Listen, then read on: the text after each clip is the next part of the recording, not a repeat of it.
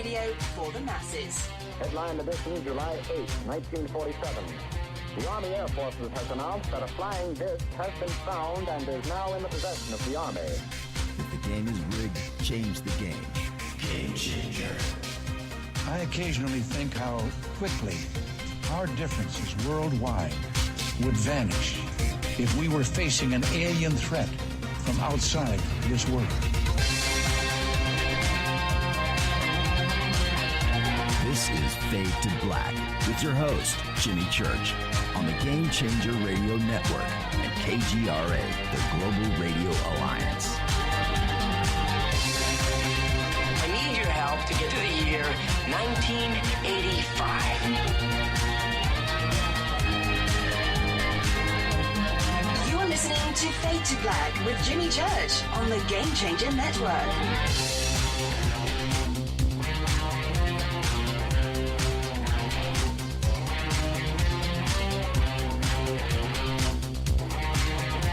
Good evening.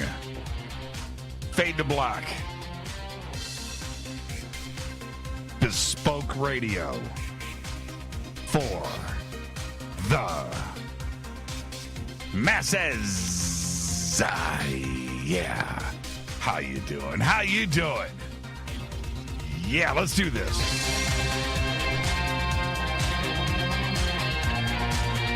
Today is Tuesday, November 17th, 2020. 322 days into the new year. Just 44 days left.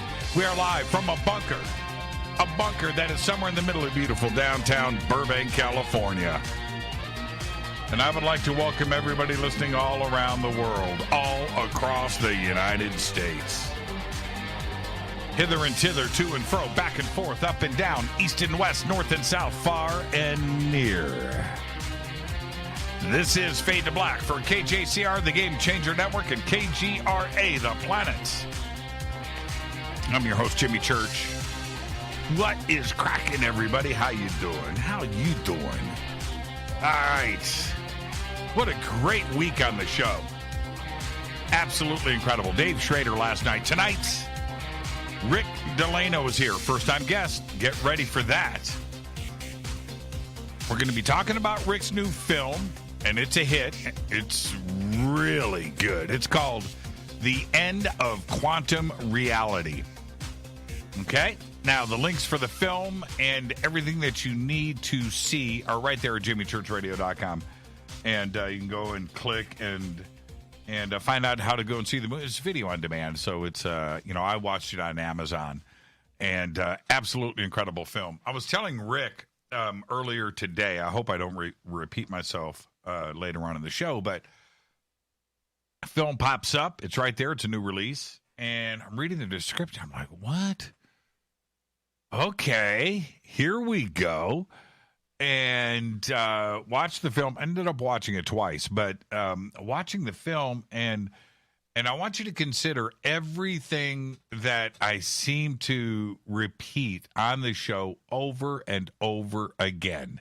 And I've done it for years. And that is, I think that I'm going to speak about this in a minute, but one of the things that is out there and it bothers me is you have science, hardcore science, and you have spirituality, and which is the majority of the world, right? And then you have science, and they're just on a collision course. But you don't see it spoken about or talked about, and you've got to see it, The End of Quantum Reality. It's everything. We'll be speaking with Rick about this later on, and it's just an amazing film, and who it's about, what it's about, and the journey that has evolved. It's just incredible. Tomorrow night, right here, Stephen Bassett. Stephen Bassett is going to discuss the upcoming new Biden administration. It's going to be sworn in on January 20th, 2021, and what their position on disclosure and the UFO question will be moving forward into 2021. What's going to happen? What does Steve think about this? Very, very important subject. Steve, of course, is live from Washington, D.C., and spoke to him over the weekend, when these marches were going on in Washington, D.C. on Saturday. And he goes, man, I'm looking out my window. I was like, really? I think he might have ventured out. I'm going to find out about that tomorrow night. All right, so Stephen Bassett is here. And then, of course, Thursday night is Fader night with open lines all night long. All right, I told you some of the late-breaking news about Billy Carson, what he's got going on. He's got a new book coming out. He's got a remote viewing seminar coming up. He's got a movie documentary on the Black Knight satellite. I'm in the movie, and I think I'm going to be doing the narration. But that's another story. Oh, did I just spill the beans on that? I got a couple of film projects right now that I'm working on. Can't talk about yet. I want to tell the world about what's going on, but I can't do it. I can't do it. All right. Yeah, it's kind of a cool transition to go from TV, which now I've done so much of that, but so you kind of you get that out of the way, and it's like, okay, cool, been there, done that, and then moving into film, totally cool, totally cool. So I'll talk more about it when I can. Okay. But Billy Carson, ForbiddenKnowledge.tv, his new internet TV network, which you can go and sign up for. And I believe it's on all of the video on demand platforms now. But head over to ForbiddenKnowledge.tv, get signed up. First 3 days trial membership. You can go and check it out right now. He's got thousands of programs up there. Some of them I'm in. Yeah, so go peep it out. Check it out. Let me know what you think. All right, ForbiddenKnowledge.tv. And, of course, Crystal Skulls. You know what? One of the things I like to do every day, I come into the bunker. This is, can I just, one of my little secret pleasures is I go and look at Crystal Skulls. I go over to Carolyn Ford's website, and I'm just clicking. It is one of the funnest things you can do. Just head straight into her store and click, and she does really great photography, so you get to see and her site is so well done, but you get to go and do that, and she has got such a huge inventory, and it's always being updated. It's one of my favorite things to do. So all you have to do is go to EinsteinTheCrystalSkull.com. The links are over at JimmyChurchRadio.com. Use the promo code Jimmy. That's all you got to do. 10% off of your next crystal skull, maybe your first crystal skull. EinsteinTheCrystalSkull.com. Every time I mention it, I always turn around and go, look what I've got here. 1, 2, 3, 4, 5, 6, 7, 8, 9, 10, 11, 12, 13, 14, 15, 16, 17, 18 crystal skulls here in the bunker. Yeah, don't you want one of those? I mean, what's a cool one? Look at this one. His name is Anton. Look at that. I mean, right? Oh, just absolutely incredible. You want one of these? Come on. You know you do. EinsteinTheCrystalSkull.com. Follow me on Twitter at JChurchRadio. At JChurchRadio. Sandbox is right in front of me. I'm watching all of the posts. I disagree. Biden will not be sworn in. He is not the president. You go, Madeline. Stay the course. Stay the course. Believe. Believe. Hey. It's funny. That whole thing that's going on right now is just crazy town. I don't do politics on the show, but I made this statement earlier today. And can I just say something? I want everybody to just listen to me for a second. Cut the crap out. Cut it out. I'm an American. I was born here. And I believe in America. I believe in the people that vote. And I believe in the system. I always have.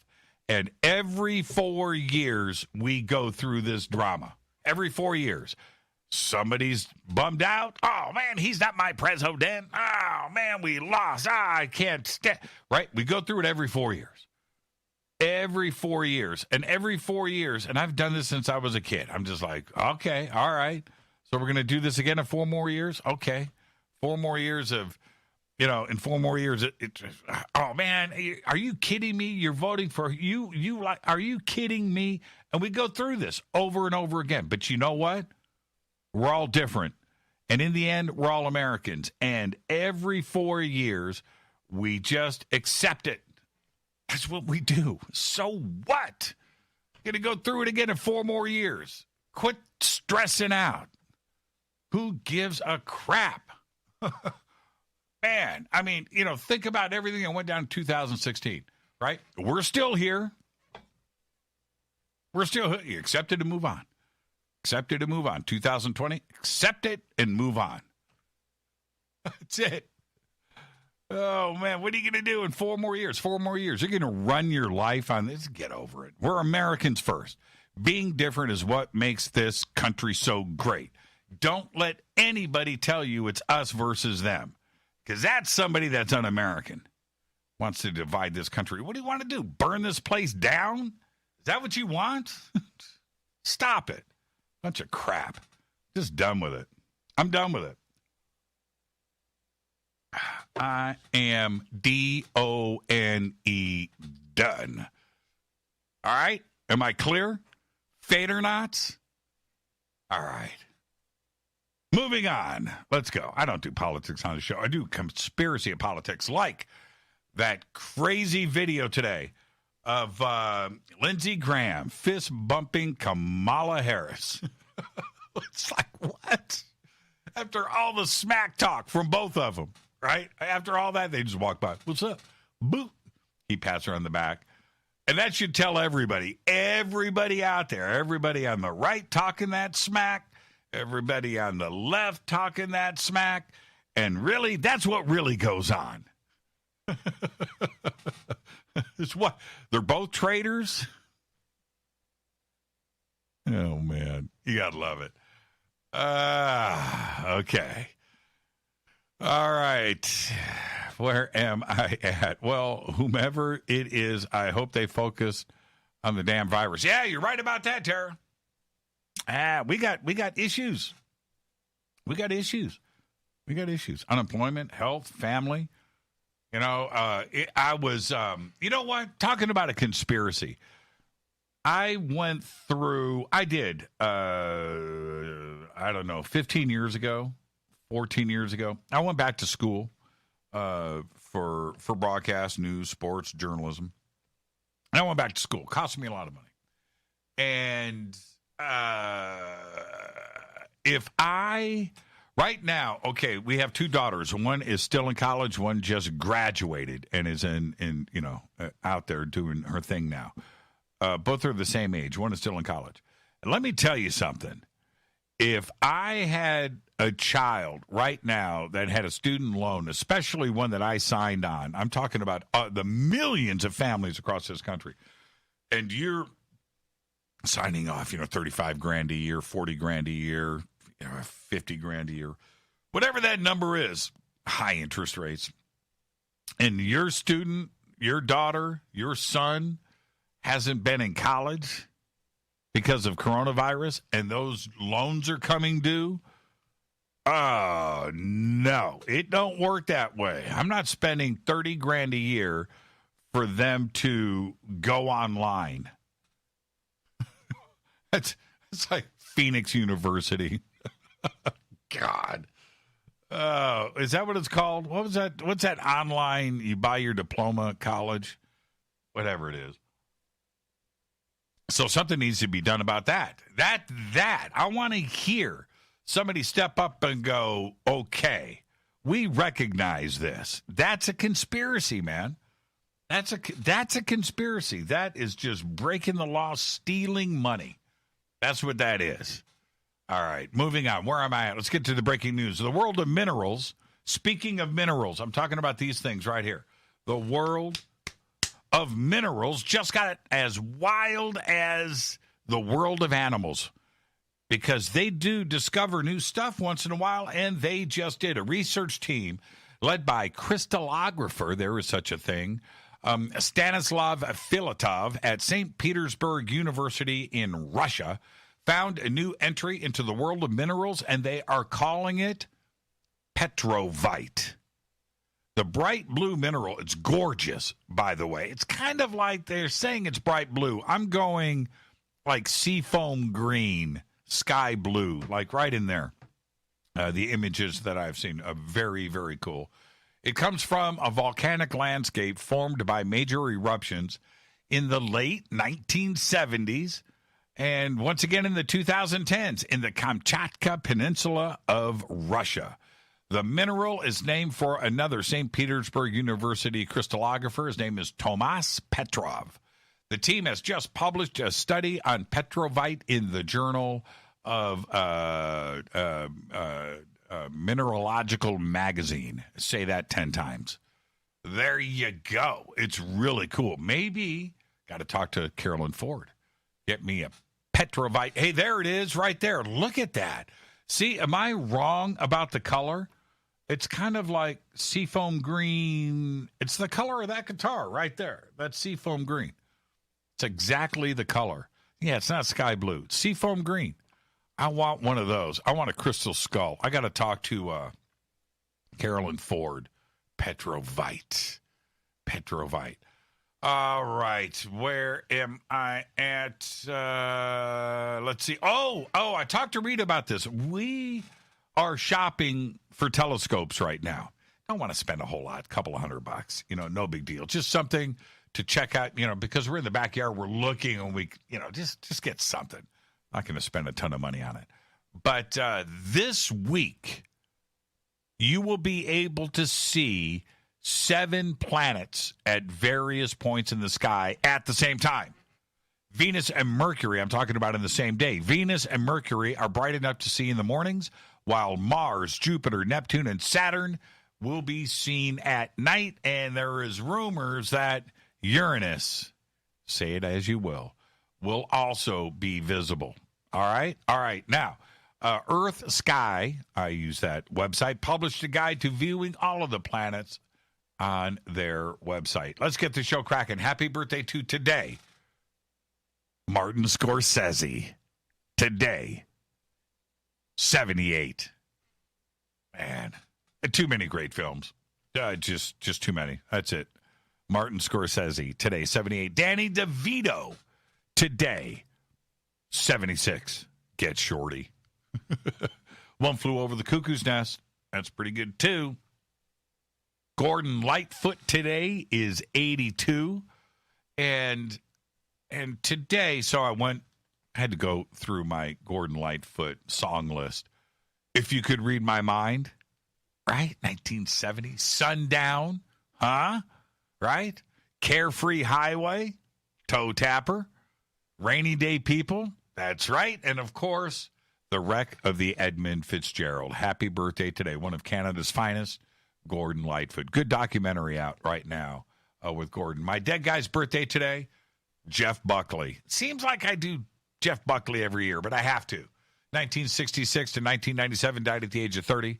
Of course, Jeff was an American singer, songwriter, and guitarist. After a decade as a session guitarist here in Los Angeles, Buckley amassed a following in the early 1990s by playing cover songs at venues in Manhattan's East Village and recorded what would be his only studio album, Grace, in 1994. Jeff's cover of Leonard Cohen's song Hallelujah went #1 on Billboard's Hot Digital Songs in March 2008 and reached #2 in the UK singles chart that December, 11 years after his death. On May 29, 1997, while awaiting the arrival of his band from New York, Jeff drowned during a spontaneous evening swim, fully clothed in the Mississippi River in Memphis. He was caught in the wake of a passing boat, and his body was found a week later on June 4th. He was just 30 years old. On this day in history, 1558. Queen Mary I, the monarch of England and Ireland since 1553, after 5 years, dies and is succeeded by her 25-year-old half-sister, Elizabeth. Elizabeth ended up ruling for 44 years. Fate or fact? Okay. I've been waiting for this all day. Marshmallows. That's the fate or fact. Okay. Marshmallows. Invented, originated in ancient Egypt. That's right. They used them to build the pyramids. It's a revolution. I got a new documentary coming out here very soon. Marshmallows built the pyramids. That's right. Egyptian would use this. Listen to me. Would use the mallow plant that grew in marshes, right, to create candy to soothe sore throats. The roots of the mallow plant would create a gooey substance that was boiled and mixed with honey, and they created marshmallows. And that's a fact. Then they built the pyramids. No sore throats allowed. You must keep slaving. Marshmallows. Tonight, very special guest Rick Delano is here. We're talking about his new film, The End of Quantum Reality. The links for everything are over at jimmychurchradio.com. The film is amazing. And I want to talk about that right now as I hit this River Moon coffee. All right.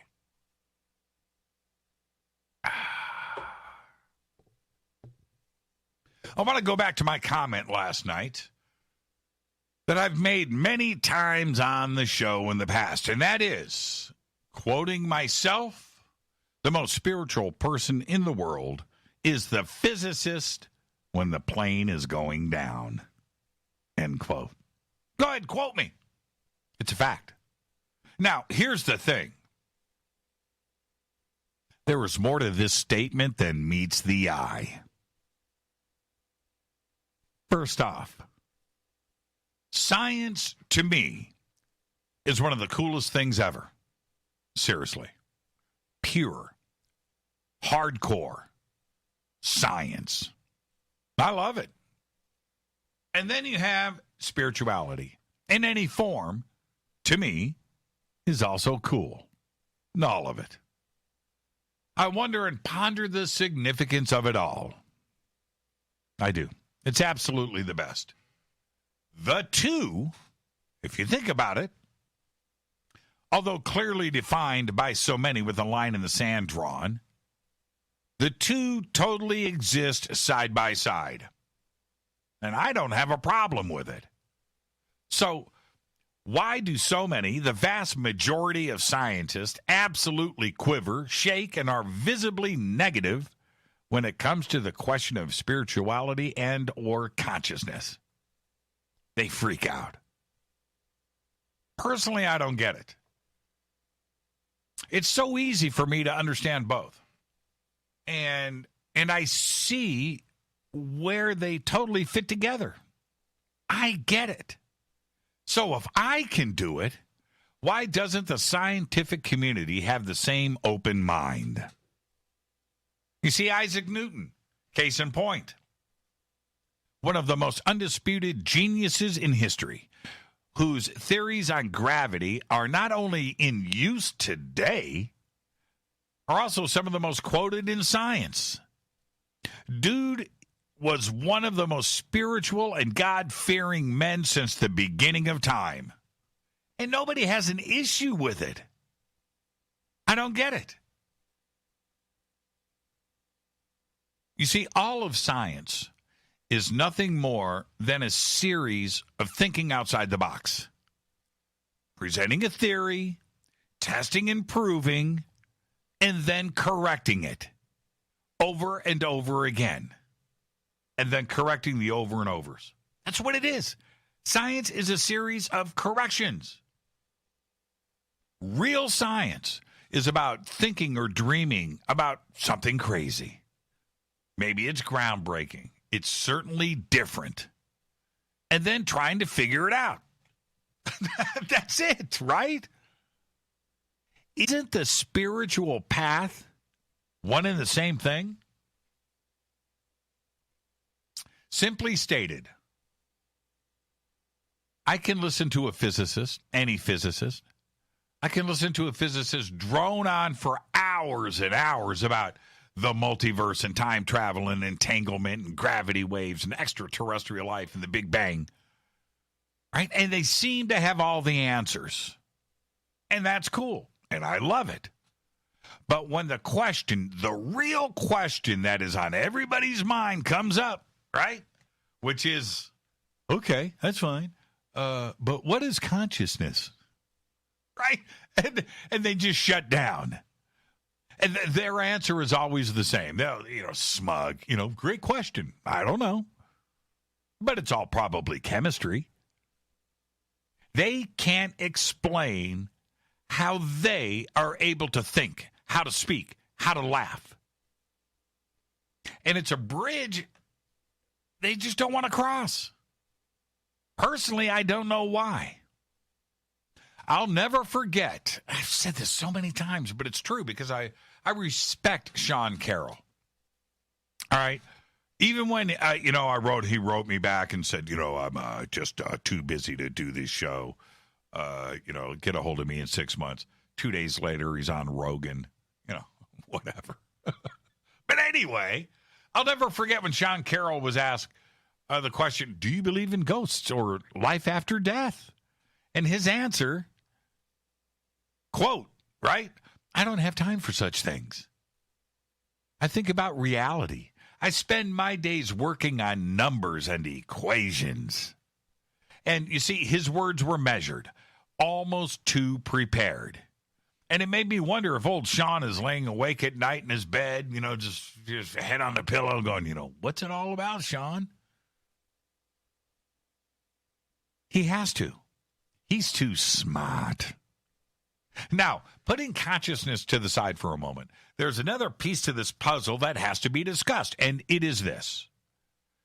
There are only so many particles, so many chemicals, so many gases and such throughout the universe, and beyond that, there are only so many ways that they combine. It's a numbers game. It's not infinite, but somehow the basic of the basics, and I'm talking about amino acids, carbon, water, have learned to combine into RNA and DNA. Life. You see, you build a machine to do something, it works until it breaks. You fix it or throw it away, but it ain't going to fix itself. The cells in our body, or any living thing for that matter, they repair, they fix, they change, they modify, and they do whatever it takes to survive. Trillions of times per second of every day of every year in the body that makes up you or your dog, the tree in your front yard. And they do this nonstop like magic. Anybody can tell me right now how the F this is possible, right? I'll send you a T-shirt. I just want to know. A scientist, a physicist, any of them will answer this with, it just happens, man. It's chemistry. That's it. So, in closing, if it's really that simple, where particles and acids are just going to bump into each other anywhere they can, and life just happens, well, it's got to be going on everywhere, all the time throughout the universe. Something this cool and, easy is one of the most complex things to have been engineered and designed. And it wasn't by accident. Somebody did it. And that is what science needs to figure out. Look, I don't have all the answers, but I'm curious enough to ask the questions. And right now, we need to have some physicists step up to the plate and take a swing. Seriously. I'm your host, Jimmy Church. This is Fade to Black. Tonight, Rick Delano is here. We're talking about his new film, The End of Quantum Reality. Tomorrow night, right here, Stephen Bassett. We're going to be discussing the upcoming new Biden administration and their position on disclosure and the UFO question heading into 2021. Thursday night is Fader night with open lines all night long. I'm your host, Jimmy Church. I'll be right back after this short break with our guest, Rick Delano. Stay right there.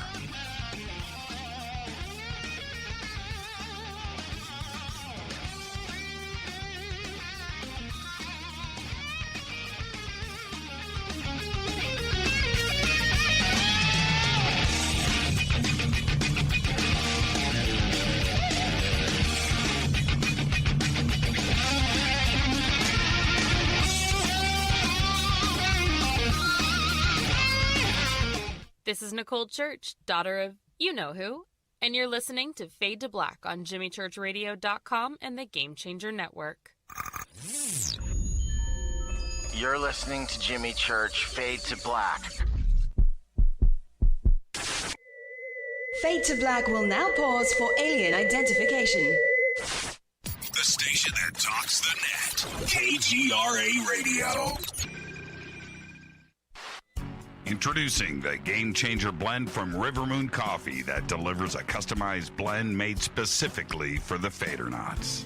If the game is rigged, change the game. It's a bolder cup with some bite. Game Changer is the coffee of choice for those that prefer an organic dark roast that is slightly lighter and milder, but it's still dark. With wild notes of pecans and chocolate with a rich, balanced, full-bodied cup that is roasted to perfection for a great coffee to start your day, as an after-dinner coffee or anywhere in between. Artisan, small batch roasted to perfection. USDA certified organic, all River Moon coffee is freshly roasted and packaged in the USA. Just go to rivermooncoffee.com or click on the banners over on our site and use the promo code F2BBLEND for 15% off of your order today. rivermooncoffee.com. Go Beckley Teppy. This is the only way forward. This is Fade to Black. Make contact. KGRARadio.com. This is Jimmy Church of Fade to Black, and you can get our podcast for just $2 per month. All you have to do is click on the podcast banner over at JimmyChurchRadio.com. Hi, folks. It's troubling times, and fear is pushing emotions, which in turn pushes health the wrong direction. Do you ever get an ache because life is uneasy? Try Life Change Tea at GetTheTea.com. Life Change Tea works on your digestive tract, helping to move food through quicker and comfortably so your health is spot on. Life Change Tea may not help with world issues, but it will help with your digestive issues. A glass a day helps keep the intruders away. So, change your life today. Log on to GetTheTea.com. That's GetTheTea.com. If your health game is off, get on by ordering Life Change Tea. GetTheTea.com. And while you're on our site, look around at the great non-GMO organic supplements. And if you're a sales shopper, go to our specials page and see what's for you. I've been drinking the tea for 12 years, and I'm sure glad for its health benefits. Again, that's GetTheTea.com. GetTheTea.com. The tea that makes you go. Permanent industrial glue impossible to remove? Not anymore, because Handyman Formula by D-Bond is a patented chemical adhesive remover. It's used in the building and home maintenance industry, but now it's available for your home use, for your DIY projects. Unglue stickers, silicone rubber, labels, price tags, flex tape, weather stripping, carpet glue, wood glue, liquid nails, even 3M 5200. And it dissolves graffiti. Yeah, graffiti. Handyman Formula by D-Bond works, and it's safe to use on most surfaces. No need to call a professional. Don't get out the pliers and blowtorch. Just apply a little Handyman Formula by D-Bond and wait 90 seconds, then quickly and easily pull the items apart. Get unstuck. Visit DBondHandymanFormula.com. That's DBondHandymanFormula.com or call 561-575-4200. Handyman Formula by D-Bond. 9 out of 10 geneticists agree. Fade to Black is not your father's radio show on the Game Changer Radio Network and KGRA, the planet.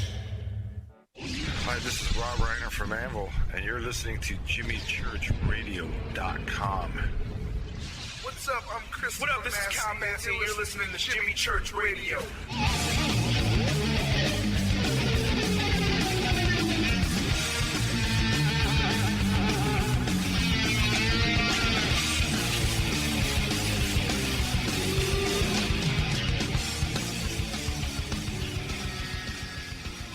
All right, welcome back. Fade to Black. I am your host, Jimmy Church. What a great show we've got tonight. Producer Rick Delano is here. And tomorrow night, Stephen Bassett live from Washington, D.C. You're not going to want to miss that. And, of course, Thursday night is Fader night with open lines all night long. Rick Delano has worked as an executive producer, financial consultant in the music and film industries for more than 20 years. And then he released a very controversial movie called The Principal. We will be talking about that tonight. But his newest production is The End of Quantum Reality, a work based on the discoveries of former MIT mathematics professor Dr. Wolfgang Smith. We are going to talk about all of that tonight. And I want to welcome for the first time to Fade to Black, Rick Delano. Rick, good evening, man. How are you? I'm great, Jimmy. Thanks for having me on. Hey, you get the first-time guest disclaimer, Rick. The next time we have you on the show, you're not going to get it. But here we go. And it's this. It's just you and I sitting on my couch having a conversation as friends. And where the conversation starts, where it ends, but we're going to end as friends. There you go. All right. You ready? Works for me. Right on. Now, you know what? Before we get started here, and there's a lot of foundation to lay, so we're going to get into all of that. But let me actually start here, which is sort of in the middle of this interview, which is how has the reception of the film been so far? We have been incredibly blessed to have... You know, we were a little bit freaked out because basically the entire movie business ceased to exist in the middle of our theatrical run back in January and February. Right.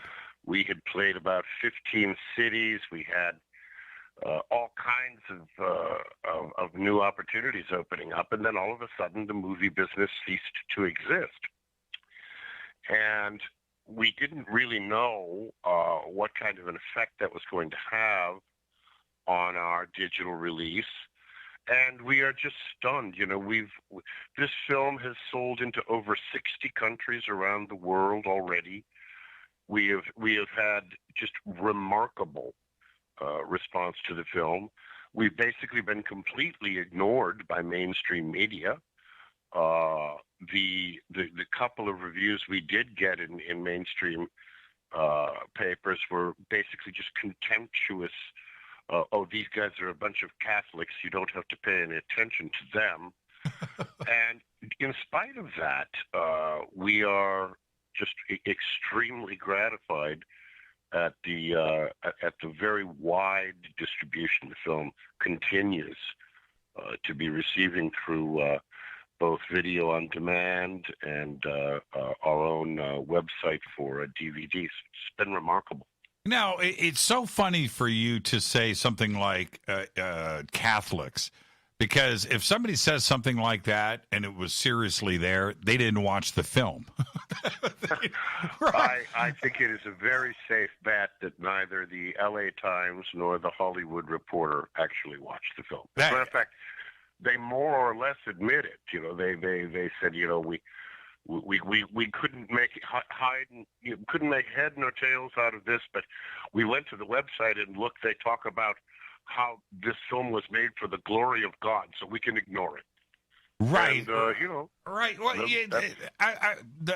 I would say, well, there's so many groundbreaking things in the film, but my response to that, and I want your response, is that one of the things that I thought was a revelation in the film and so warm and cool was Tibet, right?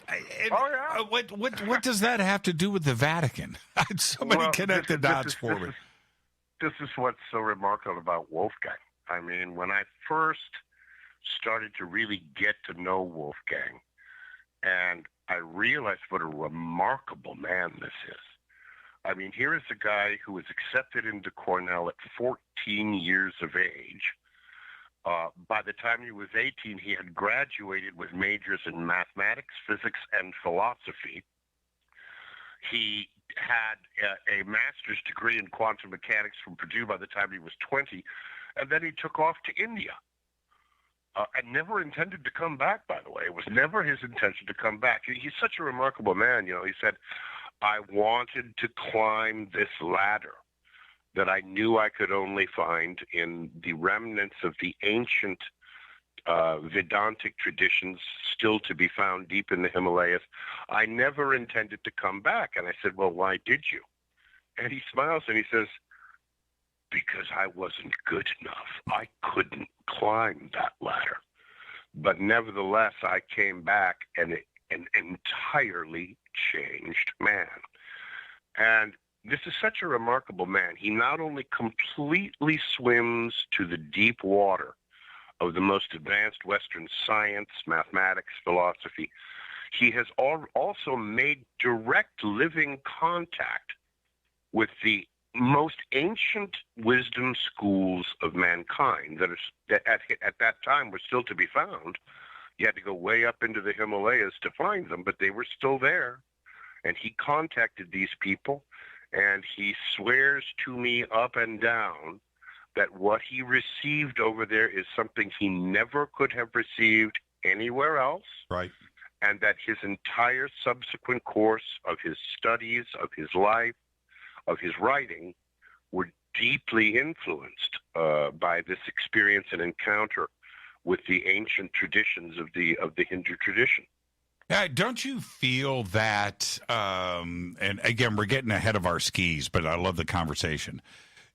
Don't you feel that if you are going to pursue a life of physics and that you want to make that your career, and especially in the quantum side, maybe astro too as well, but if you're going to go there, that you need to do a 6-month sabbatical in your courses and go to Tibet? Oh, right? Oh, I can't tell you how much I agree with that. It especially now. I mean, I suppose for a while, I mean, let's face it, the Enlightenment had a very, very good run.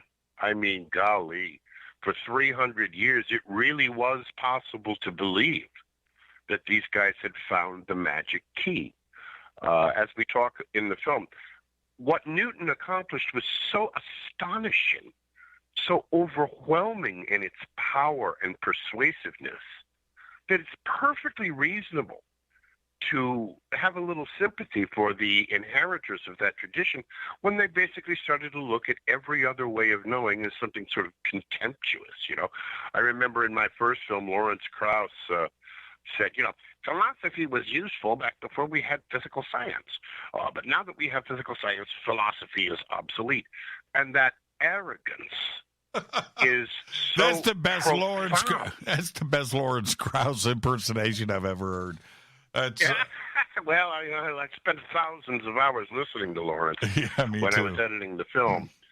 And, you know, I really must say I'm deeply indebted to Lawrence Krauss. My first film would have been not nearly as good without him, because a good film, you got to have really strong voices all across the spectrum, especially the side that you do not find persuasive. It's so easy to allow yourself to edit a film so that it sort of slants toward your side of the tracks. Sure. That's not a good documentary. A good documentary is when the punches are thrown clean and hard from all sides of the spectrum. And, you know, Lawrence is very entertaining. You know, I mean, it takes a certain degree of chutzpah to actually let a camera be running while a doctor of physics explains to us that philosophy has we have no use for philosophy in the world anymore. Physics has taken over. Just to have the chutzpah to actually say something like that with a camera running, it makes for a very good film. Yeah, and these physicists today, I call them rock star physicists, and where it's different. Maybe Feynman may be an exception. He was a pretty colorful guy. Yeah, but, he is an exception. He's a great physicist. Yeah, great physicist, and knew how to be theatrical. You know, he was really good at it. But his Krauss, lectures are just hilarious. I love them. So entertaining. I love them. But today, you know, with Lawrence Krauss and Sean Carroll and Green and even Dawkins, you can throw him into the mix. These guys are also performers. And they are very comfortable in front of the camera, and I don't think we had that in the past. And I'll tell you what, it wasn't quite as big of a business in the past. No, I mean, it's a huge. You think about a guy named Albert Einstein. You know, he was working as a clerk in the Swiss patent office when he wrote his paper on special relativity. There was no big science back then. I mean, this guy had to pay the bills by clerking in a patent office when he wrote what is quite probably the most influential paper written in physics since Newton died. It's a whole different ballgame now. This is big business now. It is big business. There are hundreds of billions of dollars at stake. And essentially, the world story that we tell ourselves today, we have learned from the physicists. And while that story behind the scenes it's much more than just fraying at the edges, as we say at the beginning of the new film, all of the pillars are wobbling now. Every one of the fundamental things that we've all been told is certainly true all the way through our schooling and growing up. Oh, the Big Bang happened 13.6. No, make that 13.8 billion years ago. I remember Krauss said to me, the Big Bang happened. It's just as sure as you sitting across from me in that chair. Well, that's complete nonsense. That's an insult to the intelligence of anyone who can discern the difference between the speculative and theoretical conclusions of a given scientific theory and the fact that I can look at you sitting in the chair across from me. To actually insult our intelligence by insisting that the two things can be known with similar degrees of certainty, that's an example of where PR has become the product rather than science. Guys like Einstein, guys like Heisenberg, there was no celebrity involved at the early stages of their career. Later on, of course, they got it. Mm-hmm.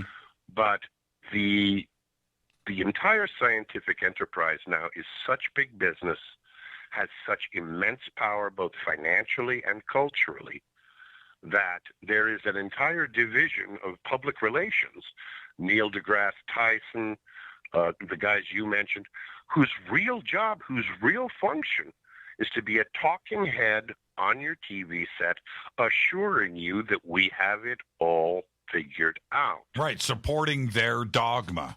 And see, the thing is, and you just pointed this out, but to speak directly on this, back in the 30s, well, in the teens, right, 1917, 1915, special in general, when those were authored, and everything that happened after that with Heisenberg and Bohr's, all of that, they weren't basing everything on dogma. These guys were asking questions. Right. Yeah, these guys were asking questions. They were trying to figure things out. Wolfgang, of course, studied directly under people who were trained by Heisenberg. I mean, he was at Cornell in the 40s. This was the end of the golden era. The rigor involved in getting a physics degree then was just unimaginable compared to today. And what Wolfgang always told me is that science has changed drastically since he was an undergraduate and a graduate at Cornell and Purdue and MIT.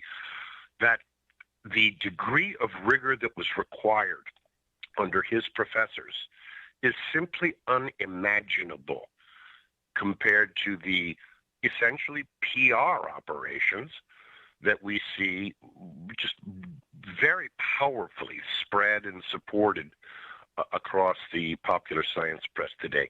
Back then, there was still a real sense that physics was the most rigorous, self-correcting, and you couldn't just blow smoke back in the early decades of this century. You had to have the goods, and you had to be able to experimentally demonstrate that you had the goods. And that's where we got the tremendous breakthroughs in quantum mechanics. It wasn't because they had a better PR operation. It wasn't because they had Sean Carroll out writing a New York Times bestseller. Mm-hmm. It was because they had the experiments and they could show that their equations predicted those results. And there was another. Oh, you know what? We're going to continue this part of the conversation when we come back for the break. because I have to ask this before the break. How did you go from music and film, right, executive producing and finance and money, into hardcore physics and the acquiring of the knowledge? Was this something that you had an interest in throughout life, or did you just jump in with both feet? I did neither. It was thrown into my lap, and I had no choice. When I was asked to produce The Principal, I said, I don't want to do this. I have no interest in film. I have no experience in film. And my friend Bob Sungenis tried a couple of times to get other producers to take the project. He was not satisfied with the results. And he finally came to me as a friend and said, Rick, you're the only guy I trust to do this. And God help me, I said yes. And making The Principal turned out to be the single most incredibly challenging thing I had ever taken on, because I was going to put my name on this. And it became clear at a very early stage that I would have to know enough to not make any glaring mistakes. Not with the film with that subject. No, you can't step out of bounds. Because I knew how controversial it was going to be. I knew we were speaking with the leading cosmologists in the world. And I spent about 3 years before we made that film simply immersed in cutting-edge cosmology. And I must have read at least 500 papers and all the footnote references in all of those papers in order to prepare for the opportunity to sit down and interview men like George Ellis, Max Tegmark, Lawrence Krauss, Michio Kaku. I was going to get one shot with these guys, and I knew that I had to be in a position to ask the questions that no other journalist was ever going to ask them. And I took it very seriously. And it was only about 2.5 years in that I realized I absolutely loved this stuff. It's the best. It's the best. And let me ask you this: when I watched The Principal the first time, I found myself squirming in my chair. It pushes you to a side of being uncomfortable.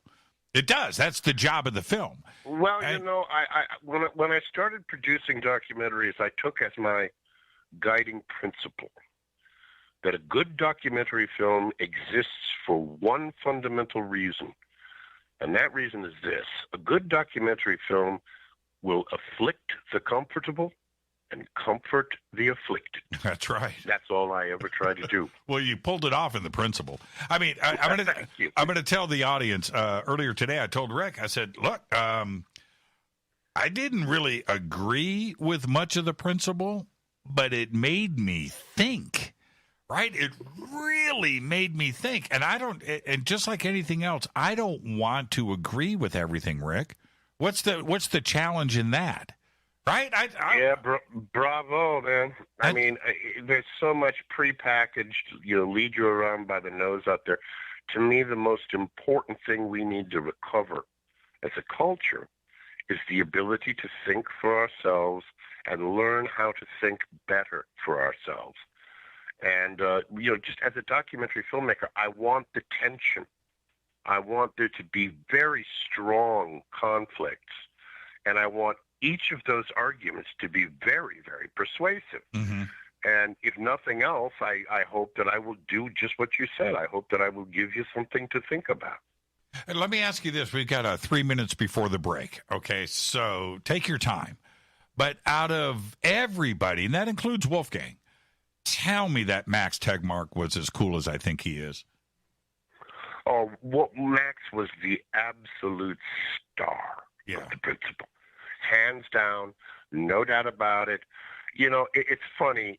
I must say that of every person I have interviewed for both films, Wolfgang Smith stands head and shoulders above everyone else that I interviewed.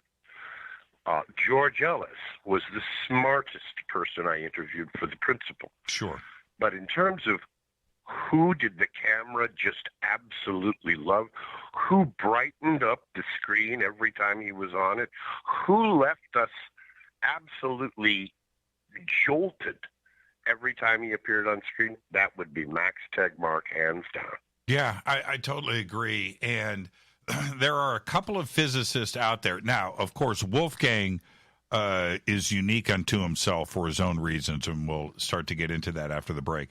But Max, and a little bit with Brian Greene, I think that they have a more open mind, right? They are okay with exploring, and they are okay with being wrong once in a while and continuing the fight. And that's what I see in Max, and I've always felt that, where if you're going to go into the sense and wonder of wonderment and ponder the significance of it all, Max is going to do that to you, you know, and he's going to listen to what you have to say. I will never be able to thank Max enough for, he became a friend of mine because I interviewed him twice for The Principal. Once in 2011, and then right after the Planck data came out and the Axis of Evil became, it was completely confirmed.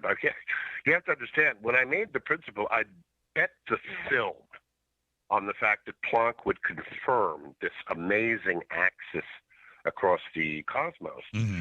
And at least 95% of the papers that were being published while we were editing the film were saying it would not be confirmed. And all the rumors were that Planck was going to falsify the axis. It was a terrible feeling, except I remember I asked Max. I called him up, and I said, Max, I know you've got friends on the Planck team. Is there anything you can tell me about what you're hearing? And he said, well, Rick, I do have friends, and yes, I could tell you, but unfortunately, then I would have to kill you. But if I were you, I'd just keep right on going. And that's when I knew. I knew that we were going to be okay. I knew that when Planck released its data, we were going to still be in the ball game. As a matter of fact, we were going to be the only film in the world, and to this day, we're the only documentary film out there that really examines this stunning discovery in cosmology. And I owe all that to Max. Now, on the other side of the coin, and I'll make this brief because I know we're up against a break, Max, like everybody else in academia, threw me under the bus without the slightest hesitation when the big controversy broke about The Principal. I never was able to get him to respond to me again after he was quoted in Popular Science magazine as saying I had cleverly tricked him. Now, Max knows that's not true. He knows that I know that's not true. But never once after that article appeared did Max Tegmark ever again answer a phone call or an email from me. And I find that to be very, very sad indeed. Yeah, that is the world of physics. Yep. Everybody is fighting for every dollar. Everybody is fighting for the next book deal, another series on PBS, whatever it is, right? Bingo. And I get that. I can't really fault Max for that because it's the culture. That's it. He's no different than anybody else. Let's take our break right here, Rick. Great conversation, great start to the show. Our guest tonight, Rick Delano. When we come back after the break, we got to go straight to it, right? We have to. It is Dr. Wolfgang Smith. Who was he? The life and times and the new film, which is incredible, The End of Quantum Reality. Tonight, Rick Delano, executive producer of the film and the host of The End of Quantum Reality. I'm your Jimmy Church. This is Fade to Black. Stay with us. We'll be right back.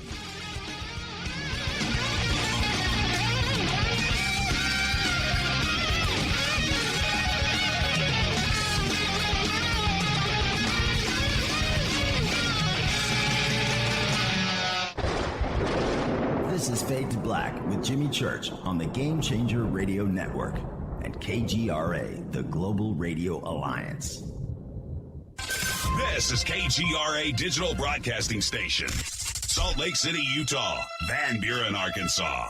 Hello, my name is Billy Carson, and I'm a best-selling author and the founder of ForbiddenKnowledge.tv. Together with my team, we have built an all-new conscious streaming TV platform designed with every family member in mind.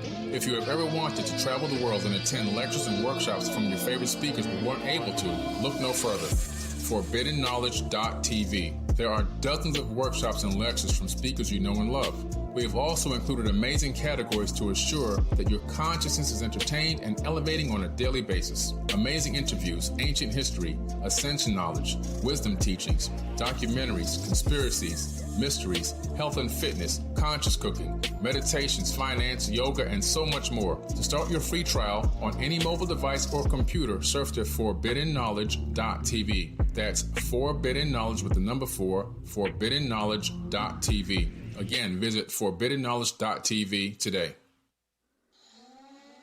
Listen, I know, and you know, that you've always wanted your first crystal skull. Or maybe you're a collector just like me, but you just don't know where to go to find the real thing. Then I met Carolyn Ford over at EinsteinTheCrystalSkull.com. Carolyn is the guardian of Einstein, one of the most respected ancient crystal skulls in the world. All of her unique skulls have been imprinted sitting with Einstein in his sacred lodge and are carved from the finest gemstone and materials. Imprinting is the process of receiving the ancient wisdom from the master skull or master computer. Einstein, the ancient crystal skull. To see Carolyn's current collection of crystal skulls, just visit her store at EinsteinTheCrystalSkull.com or click on the banner over on our site. Don't forget to use the promo code Jimmy at checkout to receive 10% off of your order today. That's promo code Jimmy. Finding your first or next crystal skull is easy. Just visit EinsteinTheCrystalSkull.com. When you take the beans from Central America with dashes of Indonesian and African mixed in and then roast it to the dark side of fade to black, you create the ultimate brew of fringe. Introducing the Fade to Black blend from Rivermoon Coffee. Yes, Rivermoon's darkest customized roast was created for the love of Fade to Black. The alchemy of masterful roasting and smoking the beans is in every sip of this full-bodied, dark Java. I need my coffee dark, deep, with distinct bittersweet chocolate highlights, just like the bunker. Leaning further into the darkness of the roast is Fade to Black blend from Rivermoon Coffee. Just click on the banner at jimmychurchradio.com and use the promo code F2BBLEND for 15% off of your order today. Go Beckley Teppy. Hello, I'm Katie, and you're listening to my main man, Jimmy Church, on jimmychurchradio.com. Hi, this is Ray Hobbs here, repping the planet, and you're listening to my good friend, Jimmy Church, Fade to Black, on the Game Changer Network and the KGRA Digital Broadcast Station. This is Toby Kebbell. You're listening to JimmyChurchRadio.com. Don't hurt me, Jimmy. I'm only little. Hey, I'm Adrian Grenier, and this is Ari Gold. We're the Honey Brothers. Well, yes. We are of the Honey Brothers. Hey, I'm Adrian Grenier. And I'm Ari Gold. We're the Honey Brothers. And you're listening to Jimmy Church. The Revolution. This is Jimmy Church of Fade to Black, and you can become an official Fadernaut by just going to our membership section at jimmychurchradio.com. Hello, this is Serena Wright Taylor from Conscious Life Expo, and you're listening to Fade to Black with Jimmy Church, who holds the Lucky Pony record for the best astrological chart since 1963. True story. This is Micah Hanks of the Gralien Report, and you're listening to Jimmy Church on Fade to Black, across the globe on the Game Changer Radio Network and the one and only KGRA Radio, The Planet.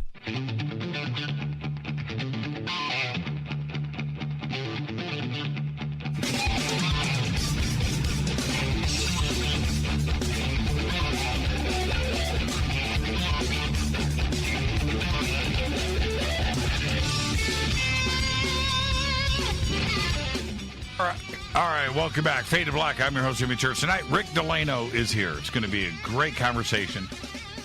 Talking about his new film, The End of Quantum Reality. And for the bunker cam, I was just showing off everybody. I've got a foot of hair. It's still growing thanks to the pandemic. And there you go. I've had one haircut since January, and it's feeling good. I'm going back to my rock and roll roots. Literally. What a great film. And when it came up, it was on Amazon, and it's there. It's a new release.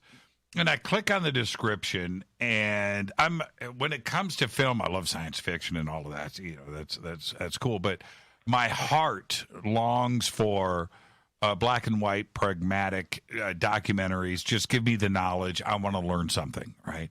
And it pops up, and I read the description. I was like, holy crap, this is impossible. It's like the perfect film, right? So anyway, I'm going to start here, and that is the beginning of the film. I'm going to throw you under the bus a little bit, but I'm listening to the opening music, and I love production, but I'm listening to the vocals and the bass guitar, the lines, the melody, and the structure, and I'm like, man, what a cool tune. All right. So anyway, I get into the film. I'll watch it. I get to the credits, and you sang and wrote the song. Wow. That's it. I hope you're not blushing right now, but man.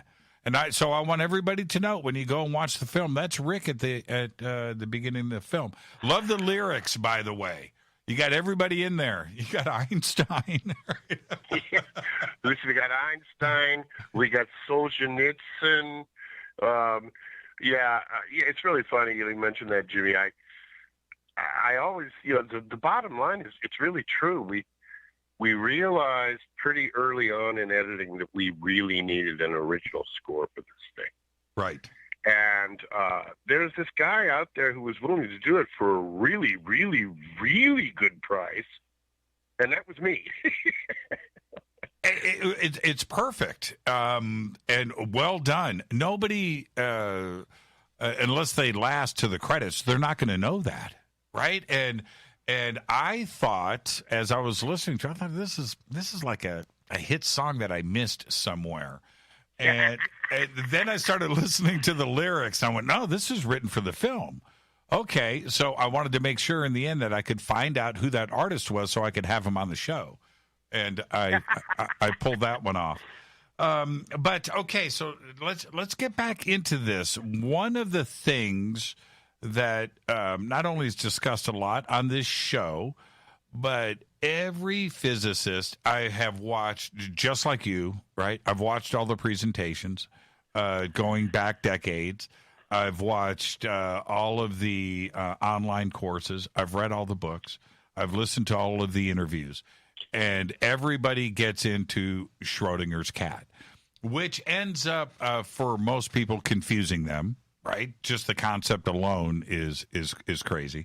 But it is it's the go-to subject for all physicists. And it is also, would I be wrong in saying that it is the central focus of the film in a very strange way?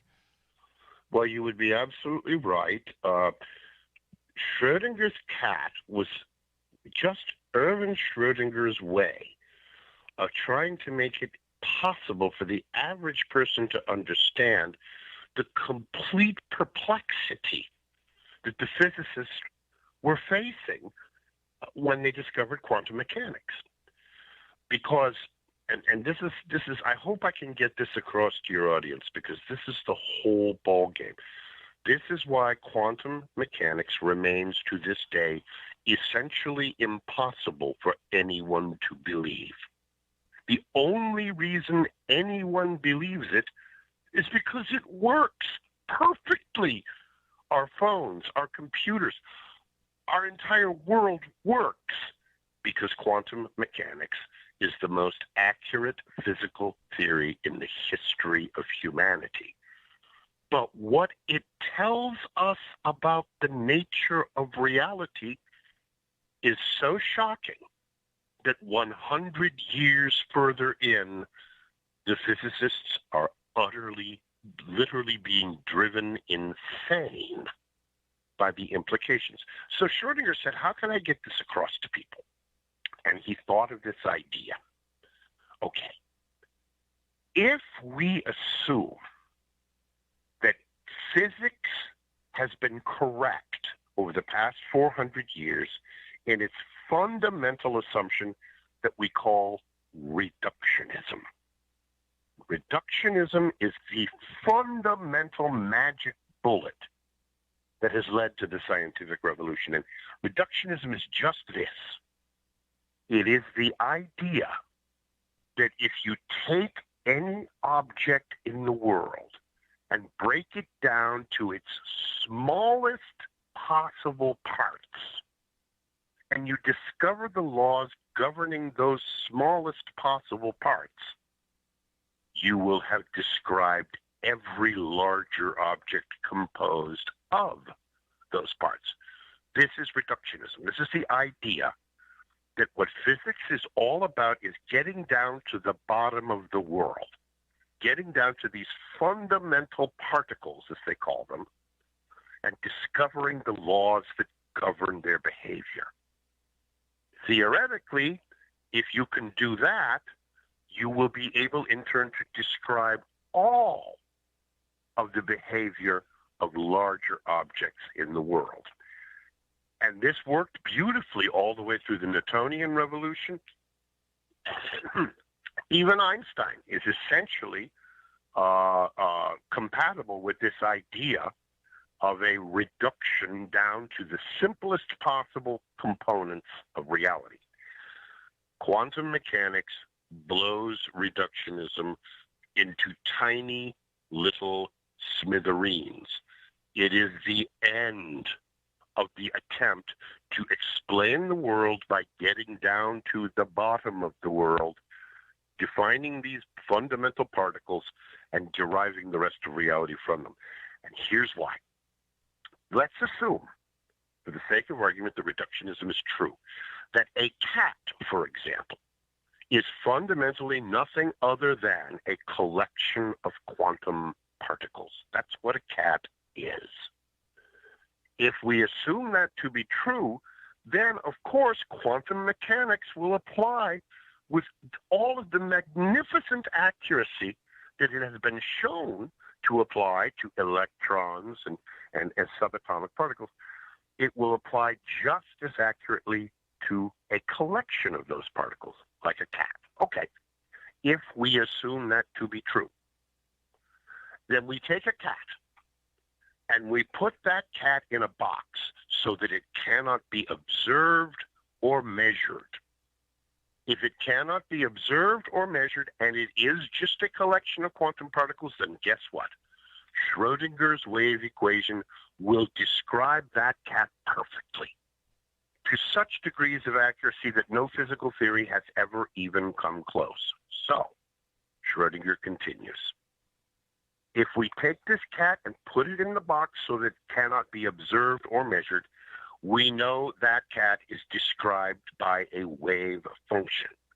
We know that wave function in turn allows that cat to be in many different states at the same time. This is the fundamental weirdness of quantum mechanics. When you do quantum mechanics, the mathematics requires you to admit that the quantum system can be in many different places at the same time, can have many different momenta at the same time, can have many different states at the same freaking time. Now, if that's true, then when we put that cat in the box, that cat is in a superposition. They call it a superposition of states. One of those states equates to the cat being alive, and one of those states equates to the cat being dead. So let's put a Geiger counter in there, and we'll put a radioactive element in the box. And if that Geiger counter registers an atomic decay, that Geiger counter is going to click, and that's going to in turn release a hammer, and that's going to crack open a cyanide jar. And that's going to kill the cat. Okay? Mm-hmm. Schrodinger's point is that until you open that box, the cat is described quantum mechanically as being in a superposition of states. There is one superposition that corresponds to the cat being alive, and there is one that corresponds to the cat being dead. And the only way to collapse those superpositions, the only way to collapse that wave function, is to conduct a measurement or an observation. You have to open up the box that collapses the wave function of the cat down to one specific value. The superpositions disappear, and only one state is left. And Schrodinger's point is, what was the state of that cat before I opened the box? Quantum mechanics tells us that the cat was both dead and alive until that box was opened. And Schrodinger says, this is ridiculous. This is absurd. This cannot possibly be an accurate and truthful description of reality. However, it is absolutely certain that it is an accurate description of the electrons and subatomic particles that make up that cat. So we have a paradox. On the one hand, we know damned well that the cat was either dead or alive before we opened that box. But we also know that if the cat is nothing other than a collection of quantum particles, then it was both dead and alive. That is the fundamental paradox of quantum reality. Why is it that the world that we live in, we don't see cats multi-locating. We don't see dead and alive cats. We don't see billiard balls in 17,000 different locations in a sort of cloud around the pool table. That's not the world we live in. That's not the world as we perceive it. So what gives here? Is it possible that we are simply being subjected to some kind of drastic cosmic conspiracy? That in fact, in some universe, the cat is dead all the time. In another universe, the cat is alive all the time. And when we open that box, we split the universe off into one particular version of the universe. That's how lost they are. That's how absolutely lost one has to be in order to hold on to this idea of reductionism. The other alternative is even scarier for most people. The other alternative is that the world does not reduce to the particles and fields and equations of physics, that there is something actually operative in the world that yields the world that we live in and is superior, is above, in a causative sense. The causation that collapses the wave function is not bubbling up from below, as the reductionist theory would require, but something above that level.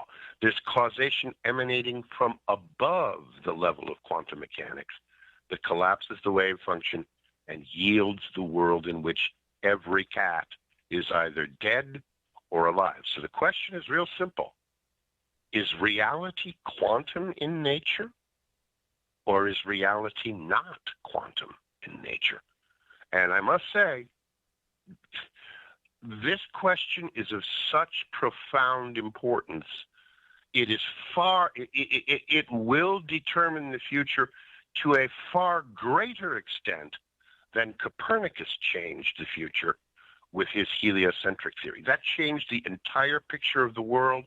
How we answer this question about quantum reality will determine the kind of world that our children and their children grow up in.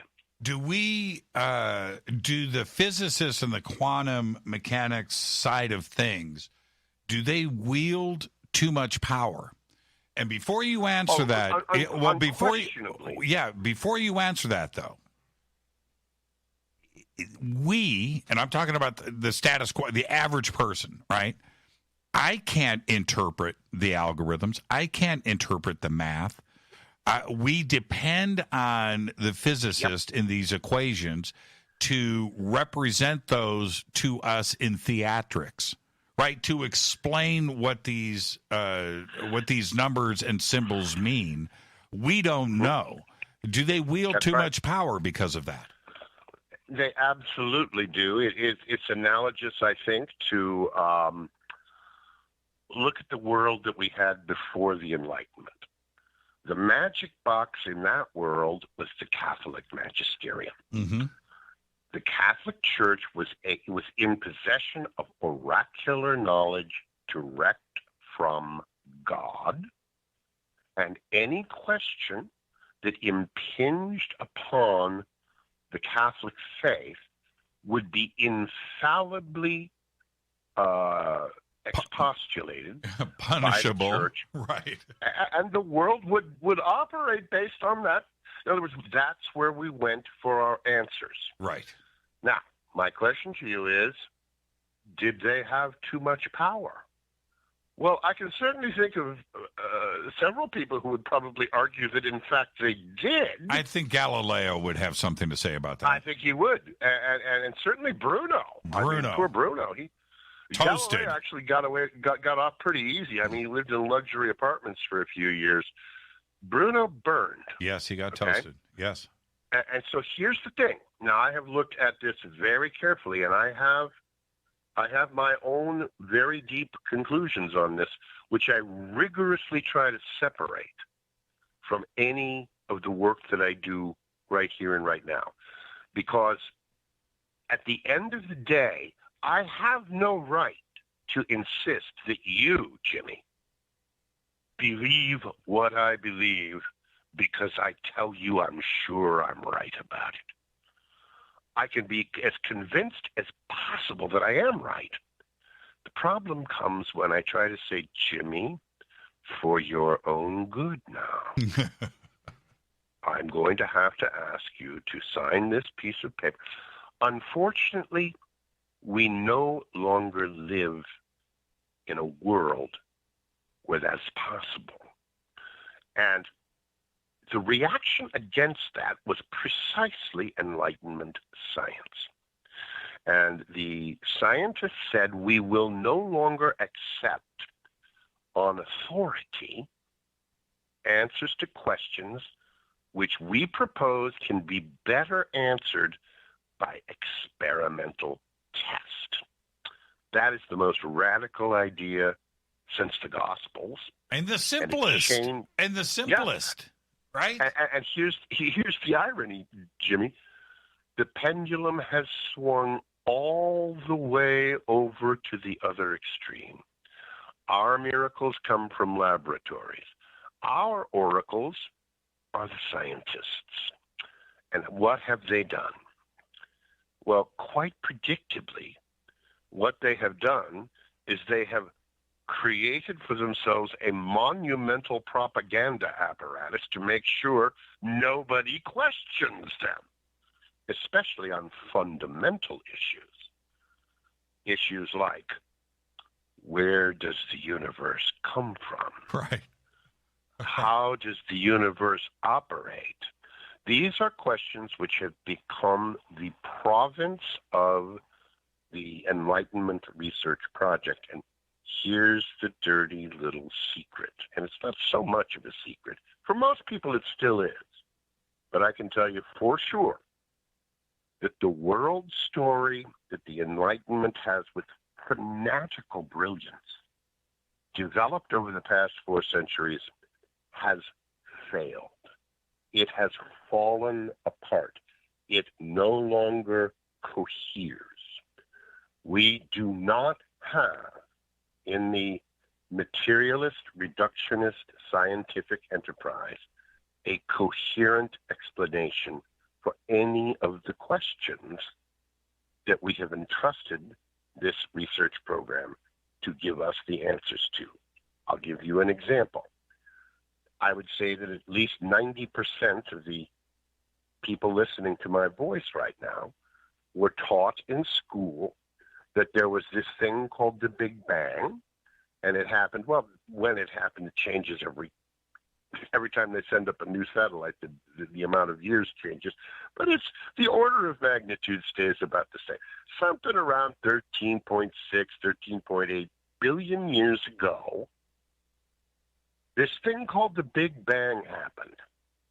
And every single thing that has occurred since then, in terms of the motions of objects in this universe, can implicitly be scientifically calculated based on our present understanding of physics. And anybody who doesn't believe that is either a crackpot or a pseudoscientist or a religious nut. That's essentially that's the iron fist inside the velvet glove. Do you think I it's am here changing? to tell you, yeah, do you think it's changing? It's over. It's not only changing, their own story doesn't hold together even approximately anymore. Let me give you just a couple of brief examples. Sure. Okay, so the Big Bang happened 13.8 billion years ago, and we know that because... They tell us.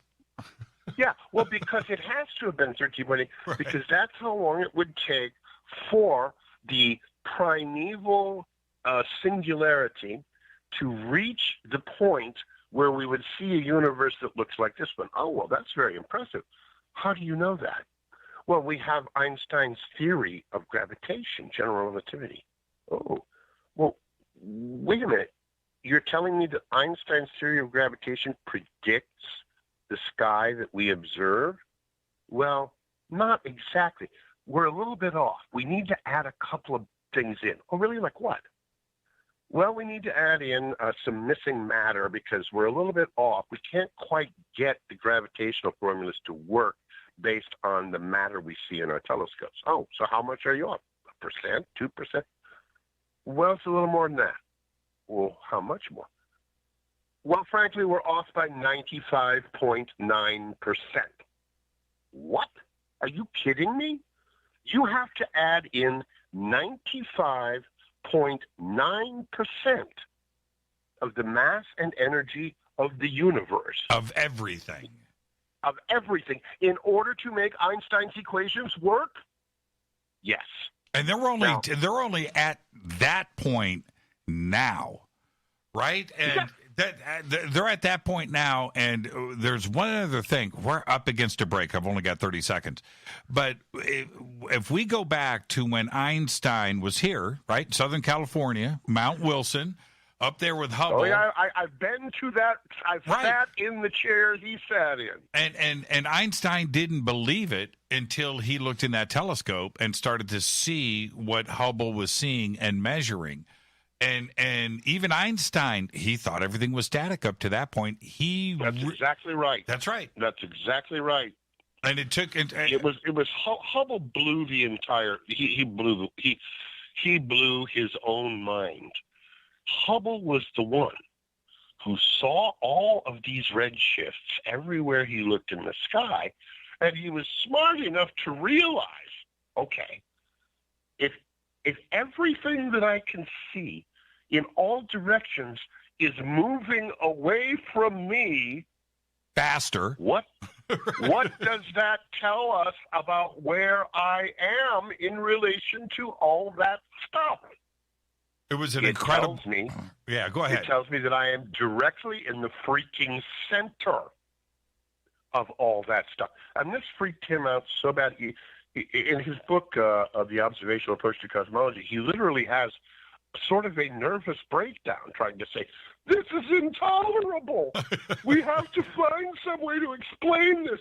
There has to be some other answer, because the simplest answer to what I see in my telescope tells us that the ancient idea of Earth in the center of the universe is exactly what my telescope is telling me. Let's take our break right here, Rick. I got to jump in. Okay. We're against a hard break. This is Fade to Black. I am your host, Jimmy Church. Tonight, Rick Delano. We are talking about his new film. It is out now, The End of Quantum Reality. I'm your host, Jimmy Church. This is Fade to Black. Stay with us.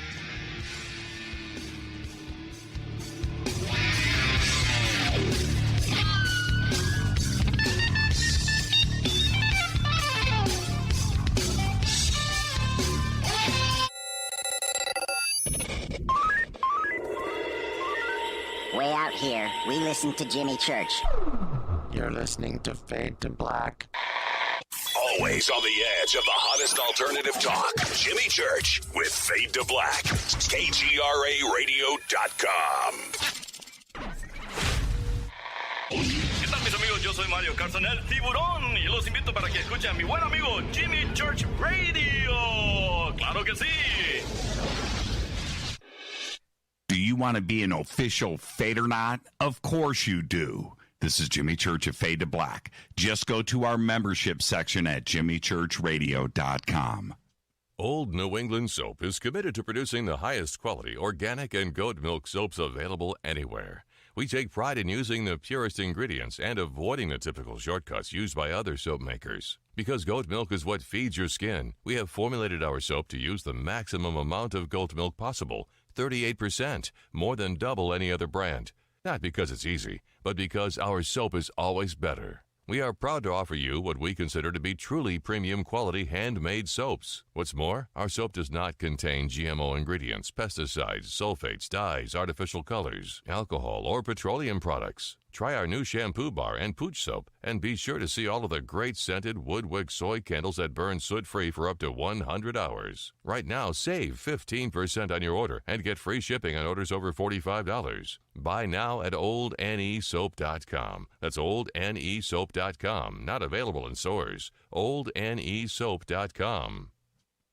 So, you love talk radio? Then you'll love TalkStreamLive.com. TalkStream Live is always on, 24/7 with the best streaming talk shows. Find your favorite talkers and discover some new ones. It's free, readily available online or on mobile with any smartphone or tablet. Finding your favorite talk shows all in one place has gotten a whole lot easier. Just go to TalkStreamLive.com. Be sure to download the free apps from Google Play or the iTunes App Store.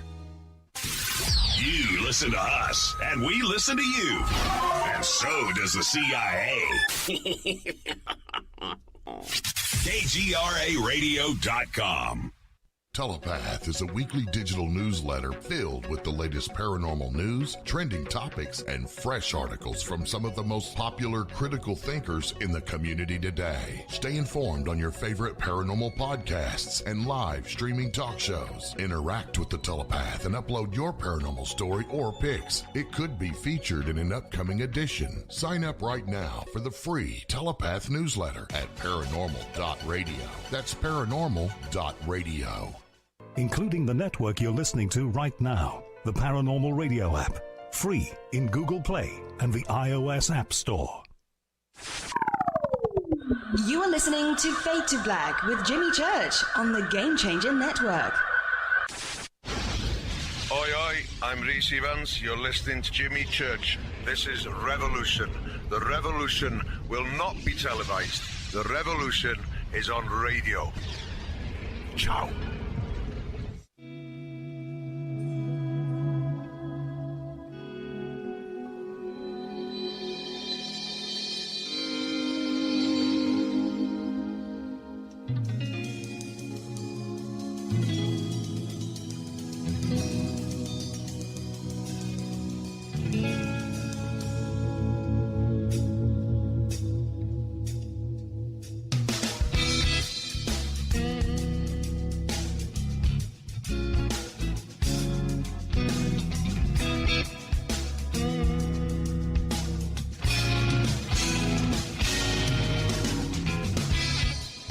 Welcome back, Fade to Black. I'm your host, Jimmy Church, and one of the things I have been talking about all week on this show and last week is about what is going on right now with you and your personal data, because last year, websites shared over 100 trillion pieces of personal data, your personal data. The data has been taken from you and on the website that you are on right now. That's right. And I don't like being spied on by advertisers, which I don't like being spied on by anybody. I run a lot of computers here in the bunker. 6 computers run this show each night to get it out to you. Each one of them runs Virtual Shield VPN. If you want to browse the internet anonymously and securely like I do, you need to visit virtualshield.com/fade to black. Very simple. We have banners over at jimmychurchradio.com, and you can also click on the link in the video description box below. And when you do, you will get Virtual Shield VPN for free today. Click on the link and get Virtual Shield. Do it now. I'm your host, Jimmy Church. Our guest tonight, Rick Delano, and we're talking about his new film, The End of Quantum Reality. And before the break, when we're discussing these amazing discoveries that happened all the way back in 1922 with Edwin Hubble and convincing Albert Einstein that the universe was not only expanding and not static, but it was speeding up. And all of this wasn't confirmed, as we know now today, Rick, all the way until 1998. And today the discussion is about what is actually doing this, and dark energy. We can't see it, we can't measure it, but this is actually what is happening right now, and that's where we are today. And I'm not sure that the physicists and astrophysicists out there in the world can even answer these questions. Well, it's even worse than that, Jimmy. These ideas, dark matter and dark energy, we are constantly treated to expositions about what these things might be. It's admitted that, yes, strangely enough, we haven't found the slightest evidence for either of these things, which, by the way, make up 95.9% of the mass and energy in the universe. In other words, the mainstream science story today requires us to believe that we are unable to detect what constitutes 96% of the universe, just that we can observe. Now, that's pretty disquieting to me, but okay, let's say for the sake of argument that that's just the way it is. We have 95.9% of the mass energy budget of the universe that has so far managed to escape the most exquisite attempts to detect them. Okay. What's the other possibility that no one ever talks about? The other possibility, Jimmy, is that dark energy and dark matter are simply terms added into the Einstein equations to bridge the otherwise insuperable gap between theory and observation. In other words, the other possibility is that our theories are wrong. That's right. And we are patching them up with these hand-waving appeals to dark matter and dark energy because we know they have to be there. Otherwise, our theories are drastically falsified by direct observation. Now, this second possibility is essentially never talked about. As a matter of fact, to even raise this possibility is to earn yourself a stern rebuke as, either a crackpot or a pseudoscientist or a religious fundamentalist. To even raise these questions now is in very many of the better circles. It's just not done in polite society. Well, I reject that.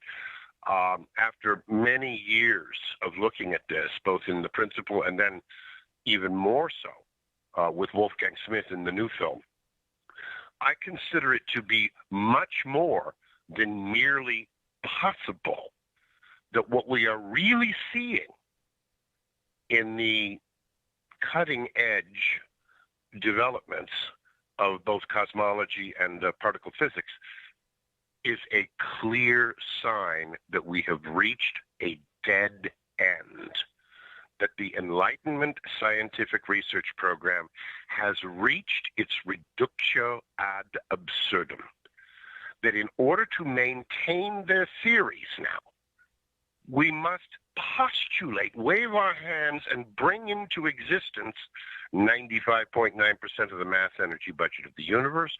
We must postulate a world that splits off into as many copies of itself as there were possible values to a quantum measurement. Trillions upon octillions upon Googleplex millions of worlds every time we blink our eyes. I hope you will forgive me if I am less than persuaded by these appeals. How is it? Theories. Yes, and this is the point that I keep trying to drive home, not only with myself, but with our audience, who is very smart, is that the very smugness that we get when these types of questions are raised, I find offensive. But yet they I find don't. it indicative of a great deal of circle the wagons mentality. I've seen it before. When you look at the Galileo trial, when you look at the Bruno trial, and you look at the general attitude that was taken in the face of these things, you sense that at a certain point, power naturally begins to circle the wagons. And rather than maintain a commitment to truth and the search for it, they maintain a commitment to the protection and perpetuation of a status quo that keeps the rice bowls filled. And I'm sorry to say, I'm not all that surprised, but I think we are well into the circle the wagons phase in terms of the world story that has sort of become the de facto belief of the vast majority of humanity. Their theories are failing. Their theories are regularly now being patched up frantically. Almost every time there's a new observation now, there's a new theory. Mm-hmm. You mentioned in 1998 when the Nobel Prize was given to Martin Rees at Cambridge and his associates for discovering what was at the time termed the accelerating expansion of the universe. Well, this is running into just absolutely drastic problems now. What you're talking about when you talk about the expansion of the universe is something called the Hubble constant. And this is a number that allows us to calculate the rate of expansion of the universe. And what Rees and his fellow thinkers did was they measured what they call the standard candles, the type 1 supernova, type 1a supernova.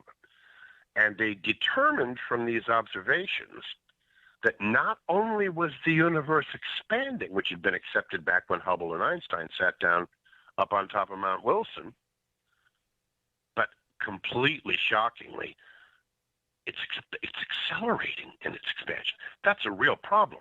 You see, gravity should be slowing down that expansion. There is no force that we can even suspect that would cause it to speed up. This would be by far the most powerful force in the universe, and we have never been able to detect it at all. We can only infer it from the fact that these observations of the standard candles seemed to imply an accelerating expansion. Well, ever since that observation was made, more and more problems have started to crop up. There are two different schools that measure this Hubble constant based on two different methods. Their answers are drastically at odds with one another. They are both absolutely rigorous, perfectly scientifically valid in their approaches, and they yield absolutely contradictory values for the Hubble constant. This is such a big deal that if you get these guys to loosen their ties a little bit, they will tell you, we really do not have a standard model of cosmology anymore. The data simply do not fit the story that we have told. Now, this is a big problem, because when you have science elevated to the level of authority and prestige, which it has arguably very validly obtained, it doesn't do at all to let the average person out there in the street start to suspect that the whole darned edifice has begun to collapse. Nevertheless, Jimmy, I can tell you, the whole darned edifice has begun to collapse. This is requiring of us at this point a tremendous growth in our ability to separate out what is actually scientifically provable from that which is simply wrapped up in the label of science and put on the store shelves next to science, but which is nothing other than metaphysical speculation. And I can tell you for sure, the vast majority of the world story we tell ourselves is not science. It is metaphysical speculation based upon the assumption that our fundamental theories are correct, even though our observations are continually throwing that into the gravest doubt. And I think the point that everybody should understand, and we've gotten away from it, Rick, and I don't know why, but you bring it up, that science is nothing more than a series of corrections. That's all it is. Right. Right? Copernicus, Galileo, Bruno, Einstein. Einstein's been corrected many times. Newton. You know, this right? is the most important point, Jimmy. I'm so glad you said this. There is something very special, beautiful, and powerful about the scientific method that is absolutely unique to the scientific method. It's why science has had such a magnificent run over the last 3 centuries. Science is self-correcting. At least it's supposed to be. How is it self-correcting? In exactly this way. Jimmy, if you publish a paper tomorrow that makes a profound new hypothesis about how we can resolve the contradictions in the Hubble constant, right? Okay? Mm-hmm. If your theory doesn't stand up to experimental test, it doesn't matter how beautiful the math is. It doesn't matter how many PhDs have praised it. It doesn't matter how many votes it gets in an internet poll. It doesn't matter how many copies it sold on the New York Times bestseller list. None of that matters at all.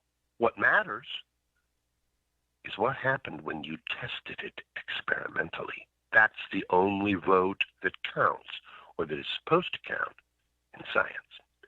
As long as science allowed itself to be guided by that beautiful and terrible principle, imagine all the beautiful ideas that died along the way. That's right.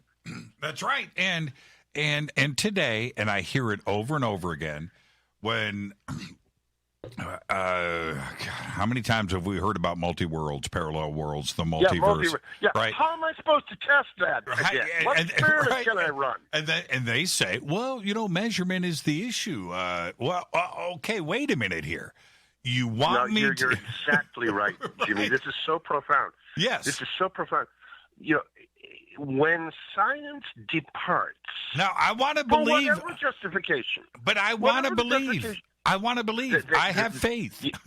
These guys have a very good argument. They say, how can you test this? You can't. You have to trust the mathematics. Right. The mathematics is giving us the answer, and even if we can't test it experimentally, the math has been so good for so long, and look at how beautiful this equation is. It's too good not to be true. And I'm telling you, this is the end of the line for the authentic scientific method. I don't care how good your justification is. If you propose as a solution to an observed problem something which cannot even in principle be subjected to a crucial experimental test, you are no longer doing science. Stop calling it science. Call it scientifically based metaphysics. But stop wrapping it up in the label science and putting it up on the shelf next to Newton's gravitational laws.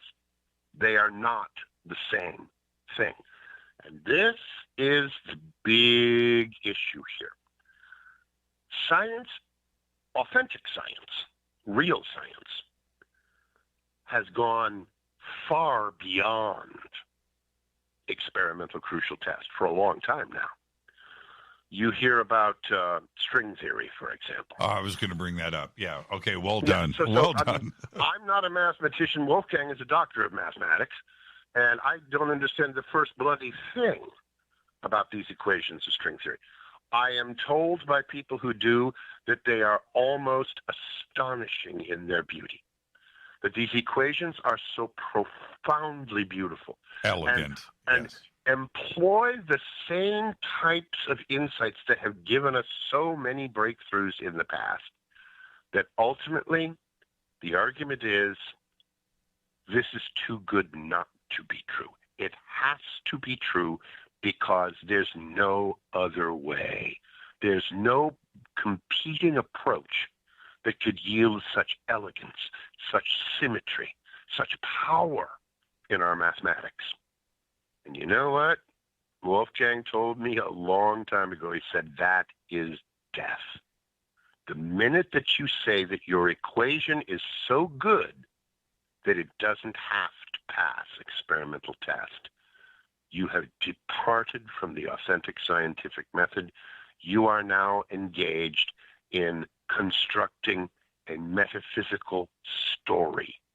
You are not engaged in constructing a testable scientific theory. And of course, with the multiverse, that's exactly what we have. Why do they believe in the multiverse? Because it's the only way that they can even approximately account for the one universe we do observe. That's right. There have to be an infinity of other ones because this one's too unlikely. This one is just too finely tuned. This one is just too precise and perfect to have been anything other than the one lucky lottery ticket in a whole quintillion of other unlucky lottery tickets. Well, what evidence do we have of that? Faith. None Right. whatsoever. Well, what evidence could there ever be of that?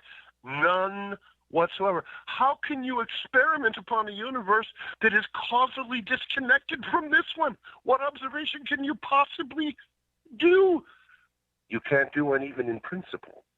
So we are now engaged at the moment of truth, where either we sail through the looking glass into the never, never land of the multiverse and many worlds, or we stop and we say, if this is where our math has led us, then there has to be a mistake somewhere back along the line. We have to have made a mistake, because by following the theories that we thought were true, we have arrived at a reductio ad absurdum that can never be tested. We literally are reduced, in a very real sense, to arguing for the next few hundred years how many angels can dance on the head of a pin. Except this time it's how many multiverses does our math tell us there must be, even though we can never observe or test any single one of them. It's a profound moment in history. There is, we've got about 5 minutes. I want to stay on string theory for just a second, because I keep going back to faith, right? I'm not talking about religion, but physicists are asking us to have faith in what they are saying. And when Absolutely. It's their best argument. Yeah, that's right. And so with Brian Greene leading the charge on string theory, this is where the faith for me pushes a bit too far, in that the closer you go down and the vibrating strings are the basis of everything. And inside of that, once we go a little bit further, we have found 11 parallel dimensions that are there. Now, we know about space and time. We know up and down and depth and, 3 and then 4 space time. Okay, but we need to extend that. And I have to stop and go, well, wait a minute. How big are these dimensions and what exists there? And well, you have to understand that they're very narrow, but the math says that they are there. The math says that's the key right there. That's it. That's I it. I appreciate when I listen to Brian and to others, there's almost a poignant tone. It has to be right, because otherwise the whole edifice is going to collapse. That's and they're right. right about that. That's They're right. absolutely right. And I'm not slamming on the Brian. Problem is this. I'm not. The problem is this, Jimmy. Here's the problem. If your math requires me to believe that something exists, despite the fact that there is not the slightest actual evidence No. for it, apart from the fact that your math requires it to be there. You are no longer proposing science to me. You are proposing a metaphysical, mathematical story. All of these extra dimensions are just exactly like dark matter and dark energy. We talk about them as if they exist. They do not exist anywhere so far except as terms in equations. That's it. That It's the must math. be introduced. That's right. To make the math come out right. That's right. What if the theory is wrong and we're just adding in all of these dimensions and matter and energy to save the appearances of the theory? You can do that forever. You can always have more angels dance on the head of a pin. There's no limit. The problem is you are now departing the key of true science, which is experimental test and possible falsification of your theory itself. Yeah, when we, I can deal with photons. I can deal with protons, right? I can deal with quarks. I can deal with strong and weak gravity. I can deal with all of these things. But when we get into vibrating strings and an extra 7 dimensions that we can't see or measure, they are only in the math to make the math work. That's where it's a leap of faith. It is indeed a leap of faith. And I would go even further. I would argue that the leap of faith required is altogether too much. That despite all of the triumphs of the Enlightenment scientific enterprise, and they are magnificent, believe me, they are, none of those triumphs compels us to accept the slightest bit of what we are being told about many worlds and multiverses and dark matter and dark energy. All of these things are, in fact, patches, ad hoc, ex post facto patches added to the existing theoretical structure to prevent those structures from collapsing in the face of contrary evidence. That's right. It's temporary. It's it's temporary. Let's take our break right here. What a great conversation tonight. What a great conversation. Rick Delano, we're talking about the new film, The End of Quantum Reality. When we come back, the C word, consciousness. We'll get to all of that right after this short break. Stay with us. Hi, everybody. This is Rob Halford, the Metal Guard on JimmyChurchRadio.com. This is KGRA Digital Broadcasting Station, Salt Lake City, Utah, Van Buren, Arkansas. Why is it we're not very good with our health regimen until it's too late? We don't put oil in the car until the engine blows up. When the body's out of balance, your health is not so good. Give your body some love. Log on to GetTheT.com. That's GetTheT.com. Try our Life Change Tea, which cleanses you from harmful intruders. A clean colon is one of the ways to bring the body in balance. We also carry organic supplements to help you get where you need to go. So do your body a favor. Log on to GetTheT.com. That's GetTheT.com. You can even visit our sales page to save some dough. Does anybody call money dough anymore? Anyway, if you're looking for short, helpful health tips, go to YouTube and punch in Health Matters Now. That's Health Matters Now. So, log on to GetTheT.com, shop, get balanced, then learn some cool tips at Health Matters Now. You'll be glad you did. That's GetTheT.com. Your contact for current news and trending topics. KGRARadio.com. This is Jimmy Church of Fade to Black, and I only drink Fade to Black blend coffee from Rivermoon. Just click on the Rivermoon Coffee banner at jimmychurchradio.com. Promo code F2B Blend. Let's face it, you've always wanted to do a sky watch and see your first UFO. Today, it's easy. Just get your own HP7 3B Cobalt Jimmy Church Edition night vision goggles from Hoffman's Optics. This is the same U.S. military system that I use, featuring a Generation 3 blue phosphor image tube. That's right, it's blue, not black and green. This is the only blue system in the world, and it's waterproof, lightweight, combat-proven, simple to use, and ready to go. Hoffman's Optics help create night vision sky watches, and now you can see what everyone has been talking about each night from your own backyard. Just call 760-231-9929. That's 760-231-9929. You can click on the banners on our site or visit UFOnightvisiongoggles.com. That's UFOnightvisiongoggles.com. Go back, Lee Tappy. This is the only way forward. This is Fade to Black. Make contact. KGRARadio.com.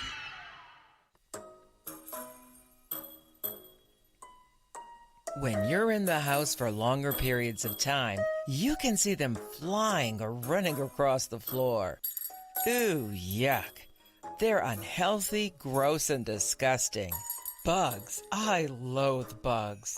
We keep a clean home, but occasionally bugs show up. Well, I found something that is tougher than bugs. Orange Guard. On contact, it kills hidden bugs, including ants, roaches, and fleas. Plus, Orange Guard is a residual repellent. All of the ingredients of Orange Guard are on the FDA generally recognized as safe list. Orange Guard may be used around food, humans, and pets. It comes with a 30-day money-back guarantee. Orange Guard. Available at orangeguard.com, Whole Foods, and Ace Hardware. Telepath is a weekly digital newsletter filled with the latest paranormal news, trending topics, and fresh articles from some of the most popular critical thinkers in the community today. Stay informed on your favorite paranormal podcasts and live streaming talk shows. Interact with the Telepath and upload your paranormal story or pics. It could be featured in an upcoming edition. Sign up right now for the free Telepath newsletter at paranormal.radio. That's paranormal.radio.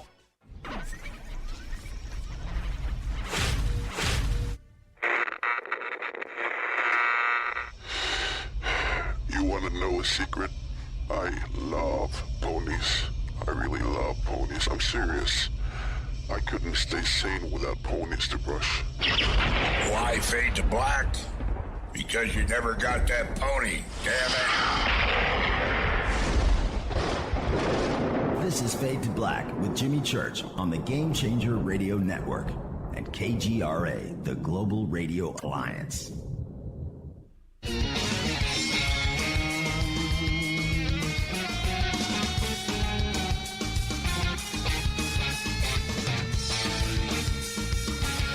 Welcome back, Fade to Black. I'm watching Twitter tonight.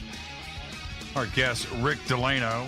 We're talking about his new film, and it's called The End of Quantum Reality. Extraordinary piece of work, and I just highly recommend it. And you know, when I say go, that means go. You've got to check out The End of Quantum Reality. But also, I'm watching in Twitter, Rick, it's all your fault. We got nothing but cat videos. Nothing but cat videos tonight. Everybody's got their version of Schrodinger's cat. Now, here's the deal. The C word, right? Consciousness. And one of I do this, and I do this often. When I am watching one of the rock stars, get interviewed, and they're doing a presentation or whatever, and the question of consciousness comes up, they squirm, they get negative, and they don't have an answer. And this is the thing, and this is my opinion, but they want us to accept parallel worlds and the multiverse and entanglement and Schrodinger's cat and a time travel, right? They want us to understand all of this because of the equations and the way they present themselves. But the biggest question of all, consciousness, which gives them the ability to drone on, which I appreciate, and I appreciate the science, and I love the science. But you can't dismiss one and have us accept the other science fiction. And I find that completely offensive. Thank goodness for Dr. Wolfgang Smith, right, where he's willing to take this head on, and the two communities, the spiritual one and the science one, are on their way to a train wreck. They are going to hit head on eventually, and we need science to now focus on this. You're exactly right. As a matter of fact, the train wreck is well underway. The train wreck comes when the world story no longer commands enough acceptance to qualify as the unifying principle of our view of reality. And we are just at the beginning of that stage where the present world story is falling apart. It no longer stands up to its own standards of credibility. Now, the reason that Wolfgang Smith stands head and shoulders above every one of the physicists that I interviewed for the principle, and why I am absolutely persuaded that 100 or 200 years downstream here, everyone will know Wolfgang Smith's name, and no one will know Max Tegmark's name, is because Wolfgang Smith is the only guy I know in the world who has world-class credentials in mathematics and physics, used them professionally for decades, and at the same time made contact with this remarkable notion that everyone who lived before Newton wasn't a complete dummy. That we have essentially walked away from 5,000 years of human wisdom that was acquired at immense cost by geniuses in the millennia and centuries before Enlightenment science arose in the world. And Wolfgang understood very early in life that science was not going to be able to explain to us the totality of this universe. Because science, you see, is a magnificent tool for examining that portion of the universe that can be described quantitatively. Science proceeds on the assumption that the world ultimately reduces to quantity, to that which can be expressed in a mathematical equation. That is a gigantic assumption. It was quite useful to get science off the launch pad. But what Wolfgang understood very early on was that this is a completely ridiculous notion. The world, in fact, does not reduce to quantity. As a matter of fact, the vast majority of the world that matters to us as human beings can't be expressed quantitatively at all. There are people listening to my voice who love their wives and children and husbands. There is no equation to express that. That's right. And yes, the physicist, when you really pin him down, is going to insist that all of this is an illusion, you see. These are just subjective outcomes of neuron paths in our brains, which are constructing the illusion of, oh, that's a beautiful sunset. No, it isn't really. It's just certain wavelengths of light being affected by the refraction index of the atmosphere. You see, that's an inadequate expression of reality. That is not reality. It is a component of reality. Yes, part of what makes that a beautiful sunset is the wavelengths of light being refracted through the atmosphere. that expresses the quantitative side, but it doesn't even begin to encompass the truth of what that sunset really is. Wolfgang understood this early enough, and he was well educated in the hard sciences and mathematical sciences enough to be able to do the most important thing it is possible to do right now. Point the way forward to the inevitable next stage, to the inevitable next world story, the one that we will find ourselves constructing once the pillars really do collapse on the multiverse and many worlds. And that world's going to look something like this, according to Wolfgang, and I think he's right. Physics will have to surrender its totalist pretensions. And they were always just an illusion anyway.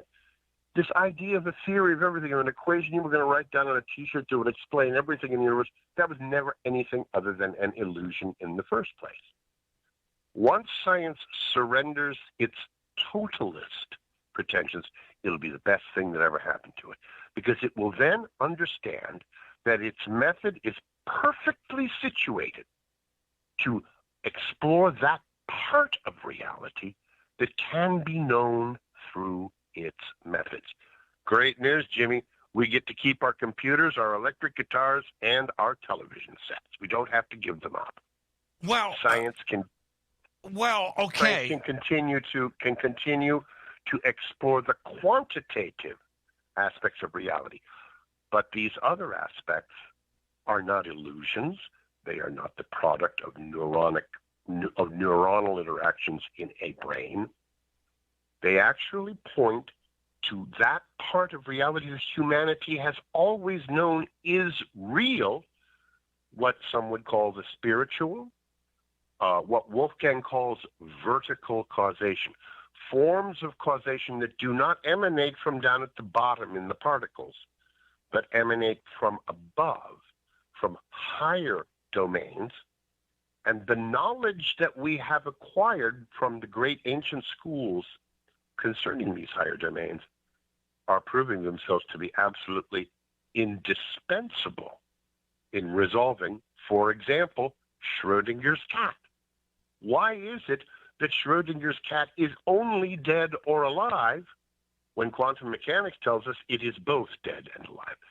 Wolfgang Smith can answer that question because Wolfgang Smith understands the nature of the ancient wisdom schools which dealt with the questions of being. There's no mathematical equation for being. There's no mathematical equation for laughter, right? Doesn't exist. Yeah, exactly. These are not illusions. These are not subjective illusions of neurons in our brains. We are actually in a world where these things are not only real, they are more real and more fundamental than the physicists' equations are real. We explored... I'm sorry, I interrupted you. No, go right ahead. This is what Wolfgang is on to, and this is why I think that he's the first one to really point the way forward here. He's way ahead of his time, probably 40 years ahead of his time, but he has it. We explored all of this in our new series. It's called The H Factor, and pushing the envelope with the transition of, probably the most fantastic creation in the universe is the human brain, and what how does consciousness arrive from 3.5 pounds of gray goop inside of our skulls? But this is the issue that I have with that. There's a lot of intelligent people out there pursuing consciousness and going to speak with the Dalai Lama and trying to figure out artificial intelligence and is consciousness coming into play. But we've got to get somebody like Lawrence Krauss or Richard Dawkins to flip, right? And well, they never will flip. It would be like asking it would be like asking It would be like asking Donald Trump to flip Democrat or asking Kamala Harris to flip Republican. Their flags are planted. They have built their forts upon fixed fortifications. And as the great General George S. Patton once said, fixed fortifications are a monument to the stupidity of mankind. Let them have their fortress. Let them have their moment in the sun. The world is moving on. They have no answers. They have a following. They have a status. And that's fine. Let them enjoy it. The future does not belong to them. The past, and to a certain extent the present, belongs to them. But here's one thing I can tell you, for whatever it's worth. Any attempt, no matter what it is, to explain, and again, the word consciousness is rather ill-defined. It doesn't have a rigorous meaning. What's your definition? What's your definition? What I would say rather than consciousness is intelligibility. In other words, when we look out at the world, we don't need to do the equation that tells us that that's a beautiful blue sky. Oh, look at the lovely green trees. We don't have to calculate which wavelengths our eyes are receiving. This is what the ancients called the intellect. The ability to directly perceive being. This is not a mathematical process, and it is not even a logical process. It is a purely receptive, instantaneous recognition of what is actually out there. And here's the reason that it is so lost in our culture. You can't write an equation down for that. And to a very real extent, we have been so infected with this notion that quantity is everything that we have almost subconsciously accepted if you can't write it down in an equation, it can't be true. And that is the greatest challenge that we face. And luckily, we're making some real progress because quantum physics has presented us with a fundamental inability to use mathematics to explain something that happens every time we measure a quantum system in the lab. The wave function collapse is instantaneous, unpredictable, and cannot be described by any equation.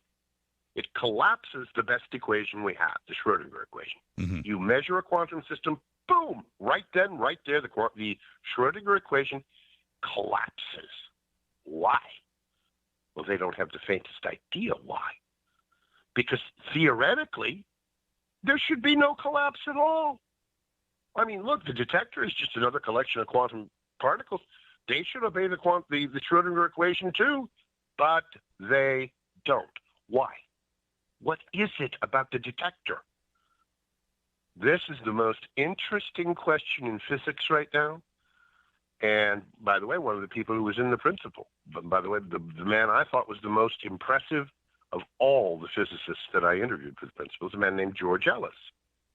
George Ellis just only about 2 years ago published an absolutely monumental paper examining the quantum measuring problem in detail. And you know what he concluded? He concluded that there exists a form of causation in every quantum measurement that he calls top-down causation. This is a form of causation unknown to physics. And he says this is unquestionably active in every collapse of a quantum wave function. This is the beginning of a monumental change. I always say that when you watch the end of quantum reality, you will find your world turned right side up. Because top-down causation is just another version of what Wolfgang Smith told us 30 years ago was vertical causation. And all of a sudden, instead of looking down, deeper and deeper to the smaller and smaller, we have to look up again. We have to look up and recognize active forms of causation in our world that do not reduce to mathematical equations. This is the recovery of the vertical dimension of reality, and it will be a monumental change in our civilization.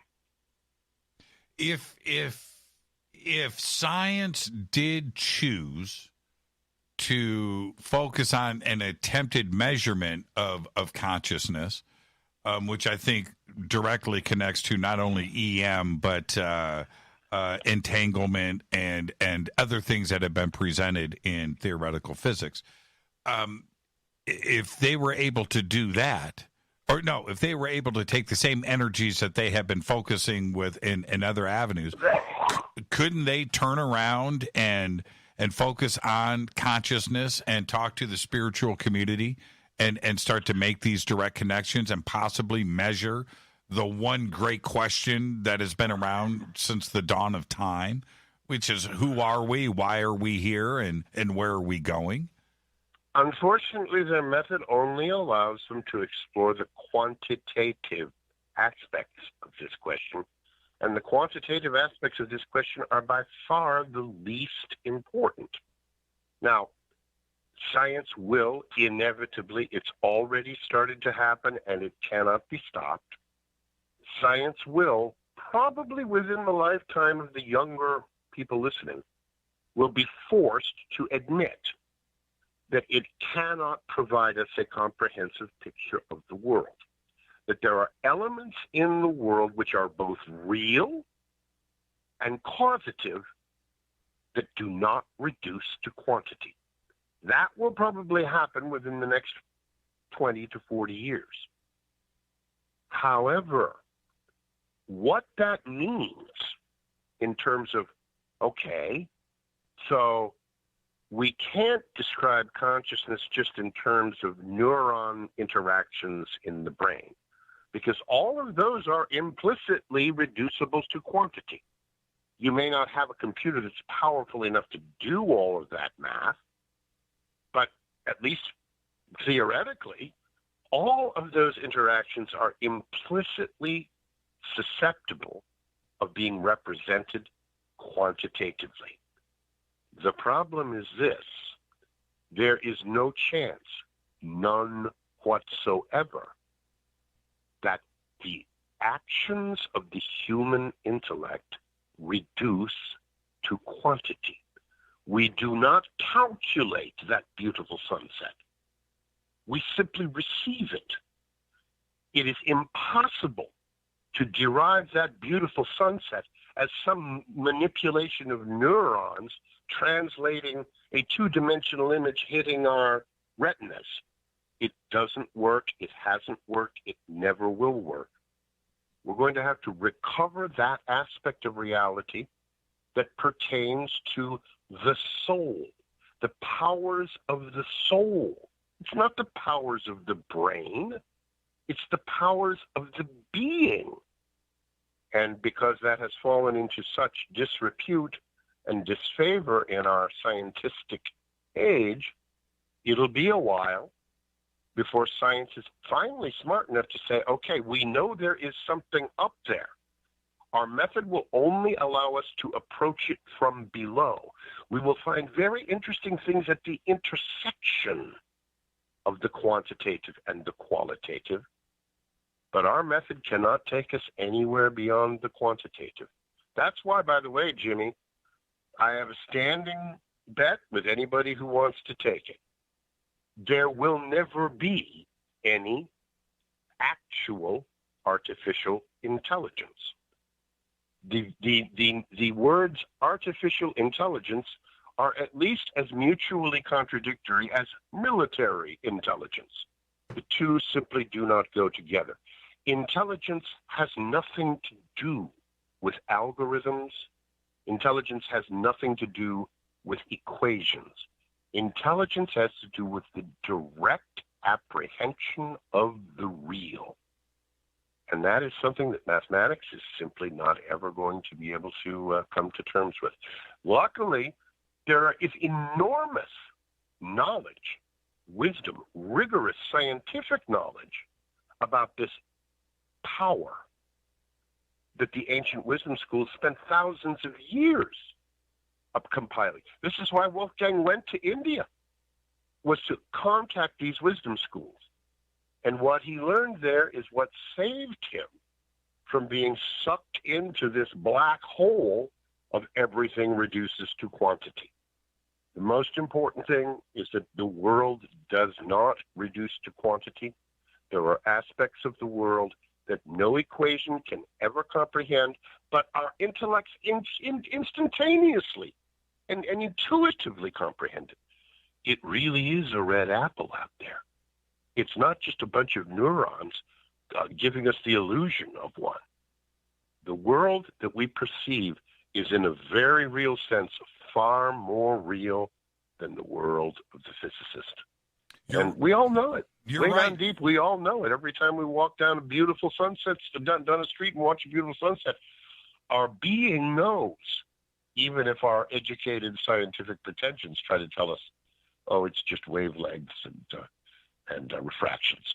Well, when these scientists and thinkers, go to Tibet, talk with these teachers and leaders or the Dalai Lama, it's exactly what you're saying.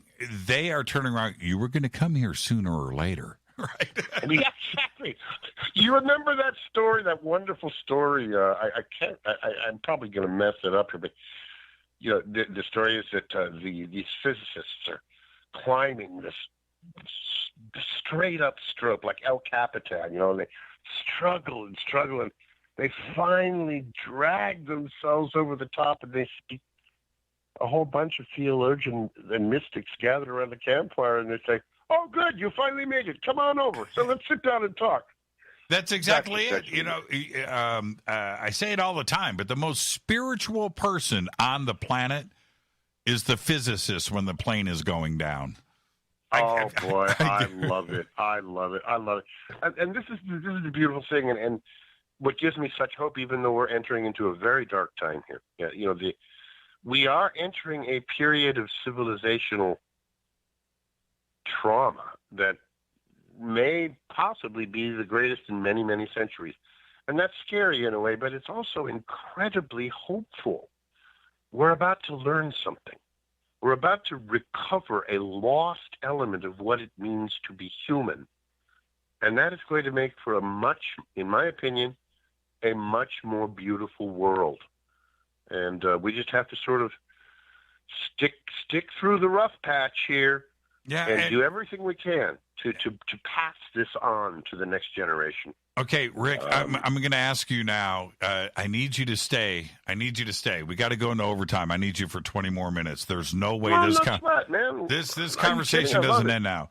But you know what that reminds me of? I used to get so frustrated as a kid. But you see the wise man always say, well, to go forward, you must first go back. To go up, you must first go down. Well, I get that now. You know what they're doing? They're trying to break you out of your illogical habits of perception.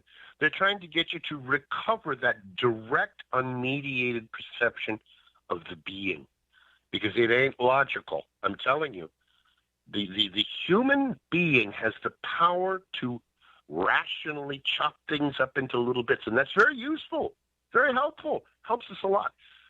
But the human being also has the ability to see the whole instantly and know it, not by thinking about it or analyzing it, but by perceiving it. And that's what we have to recover, and that's what we are going to recover. And we will continue this conversation right after this short break. We're heading into overtime. Rick Delano. The new film is The End of Quantum Reality. Video on demand. It's on all the platforms out there. Highly recommend it. More with Rick after this short break. This is Fade to Black. I am your host, Jimmy Church. You can follow me on Twitter at JChurchRadio. And Rick, what's your Twitter? It is Philos Sophia. Oh, God, what is my Twitter? Philos-Sophia.org. We'll get it up there right now in the feed. We'll be right back. Stay with us. Thanks, man.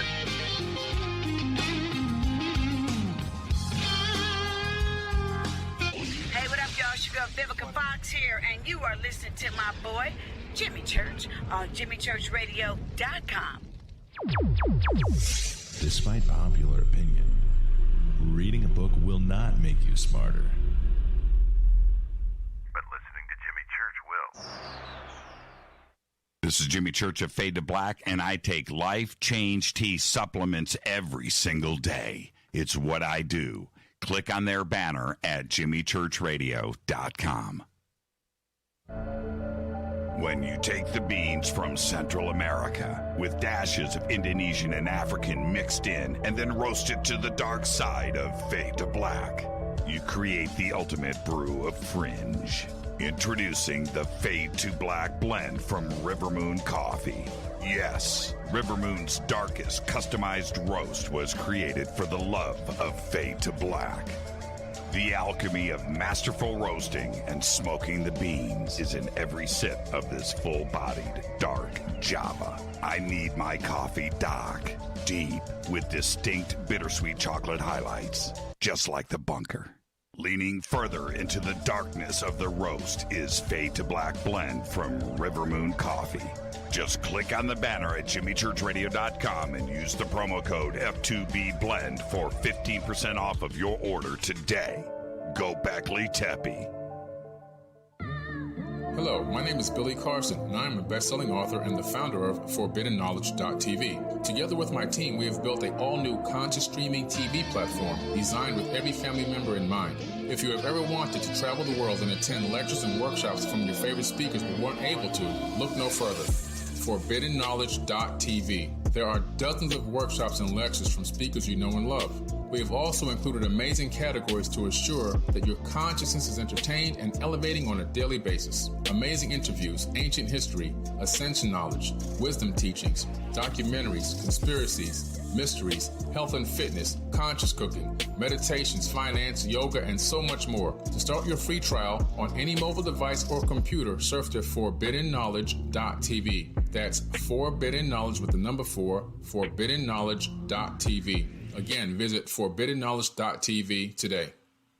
The older we get, the more important it is to stay active and healthy. I exercise regularly, eat right, but recently some new aches and pains have really put a cramp in my routine. A good friend recently told me about Angioprim. She said Angioprim is the original liquid oral chelation supplement, helping people since 2003. Chelation helps remove toxins, heavy metals, calcium, and cholesterol in veins and arteries that may cause blockages and lead to unexplained pain. Research shows the active ingredient in Angioprim has superior oral chelation action that may help promote good cardiovascular health. After a few weeks of taking Angioprim, my pain was gone. Now I'm back and more physically active than ever. Find out more. Go to angioprim.com, ANGIOPRIM.com, or talk to a trained consultant. Call Angioprim right now, 954-882-7221. That's 954-882-7221. Are you intrigued by Paranormal Talk Radio? You'll love the new Paranormal Radio app from TalkStream Live. You'll find a great selection of talk shows covering UFOs, ghosts, strange phenomena, and much more. Download the Paranormal Radio app now and start listening to the very best in paranormal talk entertainment, including the network you're listening to right now, the Paranormal Radio app, free in Google Play and the iOS App Store. This is Kristen, Erica, Brittany, Gabby, and you're listening to JimmyChurchRadio.com. It's not a lifestyle we chose. We were born this way. KGRARadio.com.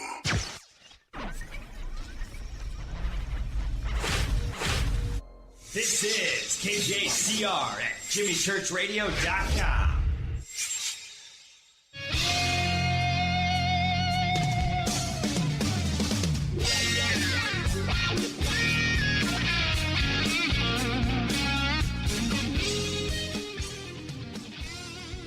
Welcome back. Fade to Black. Heading into overtime. Rick Delano.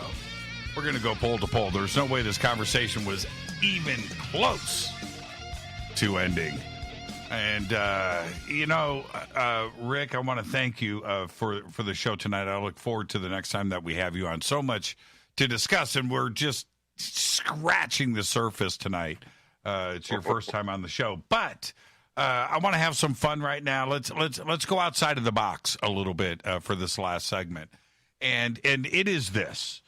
I talk about the basics of the basics, particles, amino acids, chemicals that are everywhere in the universe, and they only can combine so many ways. And certainly life on this earth is here. How we did it, how it was pulled off, was it divine? Was there some other intervention? I'm open to all ideas. But because of those basic thoughts, there must be a lot of life out there. How much life is in the Milky Way? I agree with Max Tegmark, and the two of us are obviously in a very significant minority, but I agree with Max Tegmark that we are already in possession of sufficient observational evidence to conclude with a very high degree of confidence that there is no intelligent life, not only in the Milky Way galaxy, but in the entire observable universe anywhere except right here. Now, and when you say that, which is radical, right? Because when we talk about the numbers, we just get it down to the fundamentals, the elementals. We're just talking about numbers.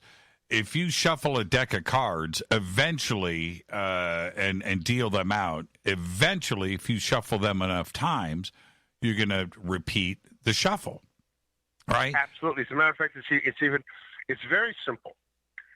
If, in fact, life is simply the right shuffle of the deck, if we grant that assumption, then it is incontestably certain that life should be absolutely everywhere in this universe and everywhere in the Milky Way galaxy. The problem, Jimmy, is that it is not. Why? Here's the argument. Max says you do basically a statistical analysis based on orders of magnitude. You start with a centimeter, then 10 centimeters, then 100 centimeters, a meter. And you keep extending out from Earth in orders of magnitude. If life is just a shuffle of the deck, then that means that we know there are billions of planets perfectly good for life just in our own Milky Way galaxy. And billions of those are billions of years older than the Earth. Okay? It's a statistical certainty. Mm-hmm. Here's the problem. We first flew under power in 1903. That's 117 years ago. We left the solar system somewhere between about 2015 and about 2016 when the Voyager passed beyond the solar system, however you want to define it. So it took us about 113 or 14 years to go from very first powered flight to leaving the solar system. Where are we going to be in 10,000 years? That isn't even a blink of an eye. How about 100,000? How about 1 million years? Still not even a blink. How about 100 million years? This is what Fermi's paradox is all about. If life is just the right shuffle of the cards, then it should have happened uncountably billions of times just in our own galaxy. And those planets have had billions of years to move out and colonize all of the Goldilocks zone planets, and it hasn't happened. Max's conclusion is that it is extremely confident. He is extremely confident on strictly statistical grounds that there is no intelligent life, not merely in the Milky Way, but in the entire observable universe, based upon the amount of time that all of these billions upon billions of correct shuffles of the deck would have had to get out and colonize all the Goldilocks zone planets. It hasn't happened. We've been doing SETI now for going on 50 years. So we're out 50 light years in all directions now. And there ain't a whisper out there, Jimmy. There's something wrong with that assumption that life is just the right shuffle of the deck. My counter to that is actually a quite simple one. And there's a few different ways to look at it. Number one, it can be as simple as life out there is communicating with each other, but it's not on our time scale. That what we are hearing is noise. What we are hearing is not visible to us. And I think that is a very simple way to look at it. Number one, if you want to say, why aren't we seeing it?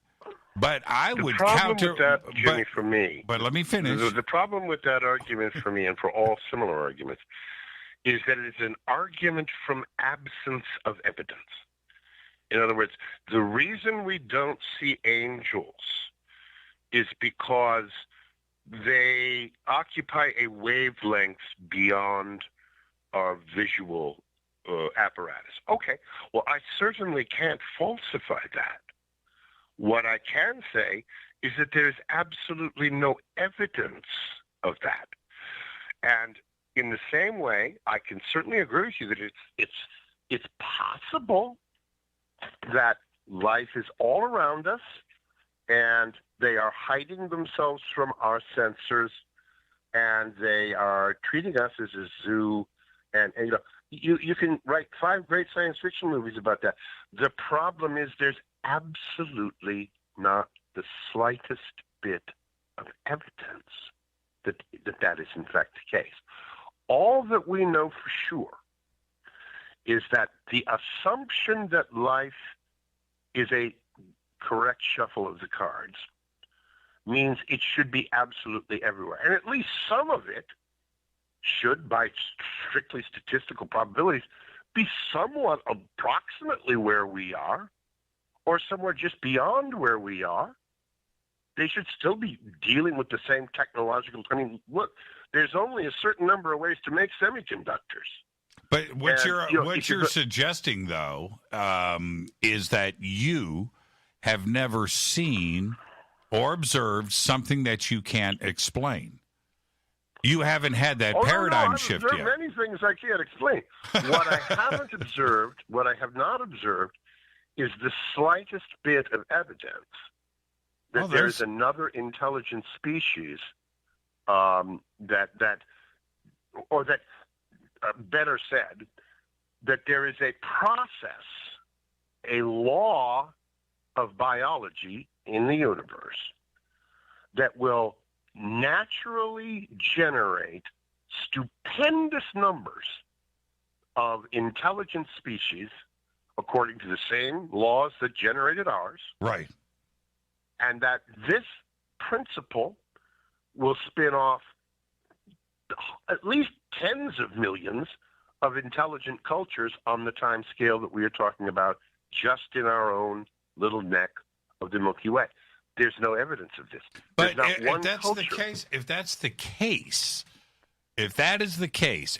if you feel that we are it, then why take care of the planet? Why not just party? There's no reason to meet our space brothers, so let's just burn this sucker down. There's no it's a lonely existence. It would seem to me that the idea that the thing that gives meaning to our existence is meeting our space brothers is wrong. That is not, in fact, the meaning of our existence. That the reason that we are here and the purpose that we are here to fulfill is something other than meeting our space brothers. Now, we know, as a matter of fact, as a matter of historical fact, that essentially zero human civilizations that have reached the stage where they've left enough behind that we can learn about them, right, have believed that our purpose was to meet our space brothers. That is a quintessentially modern idea. It is something that only emerges in modern civilization, which has in turn been shaped in its beliefs and outlooks by science. Prior to this scientific worldview, right, we always understood ourselves to be spiritual beings. In fact, the vast majority of every human being who ever lived, Christian or otherwise, up until the 17th century, believed that the earth was unique and indeed central in the entire cosmos. That this was where all the action is, and the action is not meeting our space brothers, the action is meeting our creator. This is the old world story that has been supplanted and overturned by the Enlightenment scientific myth. Which myth is more true? Which myth is more powerful? Well, that's the question. At this point, I would argue, and I hope I'm not, I certainly acknowledge completely what you said, that Max and I are in a drastic minority here. You couldn't find 5 people who agree with us. You're right about that. 99% of the people are going to agree with you. You're right about that. And that being said, yes, I nonetheless argue that the lack of any contact, the lack of any hint of evidence for any intelligent civilizations tends to suggest that the old world story may just prove to have a whole lot more meat on its bones than would be generally anticipated. I'll put it that way. Yeah, I agree with that. But there's and this is where the line in the sand for me is completely defined. And that is this. Now, Rick, just listen to what I have to say. I'm listening. I'm with, this is an actual event, okay? I'm with 30 or 40 people, middle of the day. We're up in Washington, middle of the day, beautiful blue sky. We're in front of Mount Adams, which is 14 miles away. It's taking up our entire field of view. It's in front of us. I'm sitting at a picnic table, and I've got a set of binoculars on a tripod. And I'm looking at the mountain. I'm looking at the birds. I'm looking at the peak of the mountain. And it's about 3 o'clock in the afternoon. Beautiful. I'm listening to the birds and things. And I'm at this moment, about 15 minutes, I'm looking at the mountain. I'm at this moment of tranquility. And at that exact moment of peacefulness, from behind the mountain, which is 14 miles away, appears this ginormous vertical, I'm going to guess and say 500 foot tall beer can. It's black. It's got a silver circle on the front. It is traveling from my left to my right. It's going from west to east from behind the mountain, and it is spinning slowly. I can see the silver circle on it turning. It's got a little silver top, little silver bottom, but it looks like the shape of a can, and it's traveling. And out of nowhere, I'm just looking at the birds, and it's 14 miles away. I scream, and everybody sees it. And as it's slowly moving in the sky, and it looks like we're going to see it for the next hour by the speed, and it's blue. I see the sun reflecting off of it. It's perfectly in focus. I can razor sharp edges. It's beautiful. It's majestic. I got a video of this.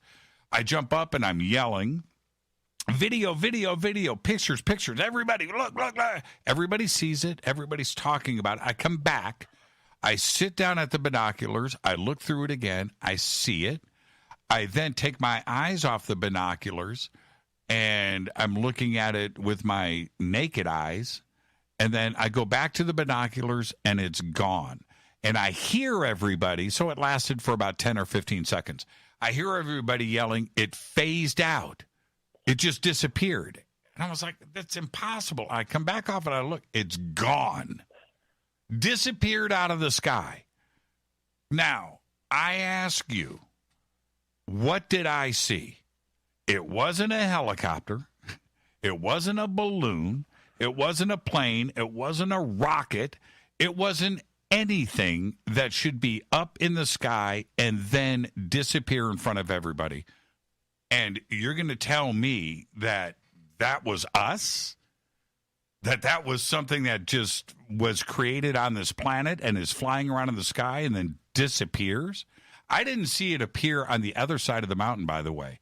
I was looking at the mountain for 15 minutes. It came out from behind the mountain, I don't know how, and then started cruising across the sky. So that tells me, I don't know what it was, but I certainly have questions. And I know that wasn't anything that has been flying around in the skies or documented by anybody. So to say that we're alone in the universe, well, I don't know. Was that E.T.? I don't know. But I have questions. And so to think that we're alone in the universe and we're it, and I'm seeing stuff like that with our friends, I can't tell my friends, that was nothing. Because that is a life-changing event, and it was the middle of the day. It wasn't at night. It wasn't anything that could be questioned. We all saw it.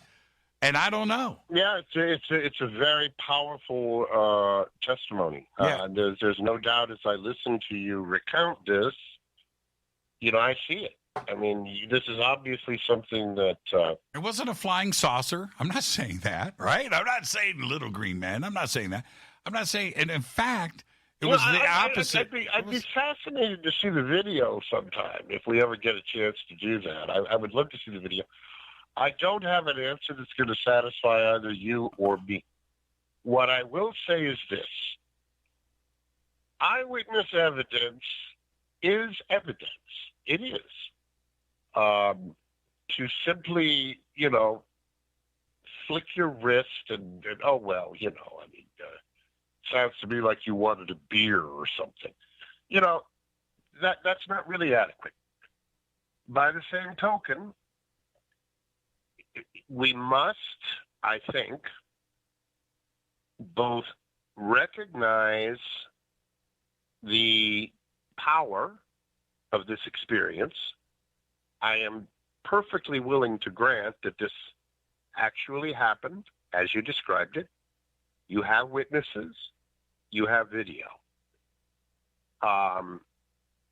What it means in terms of a demonstration of the existence of intelligent life elsewhere in the cosmos, that's a much different question. It's a big leap. Yeah, sure. Yeah, it's a big leap.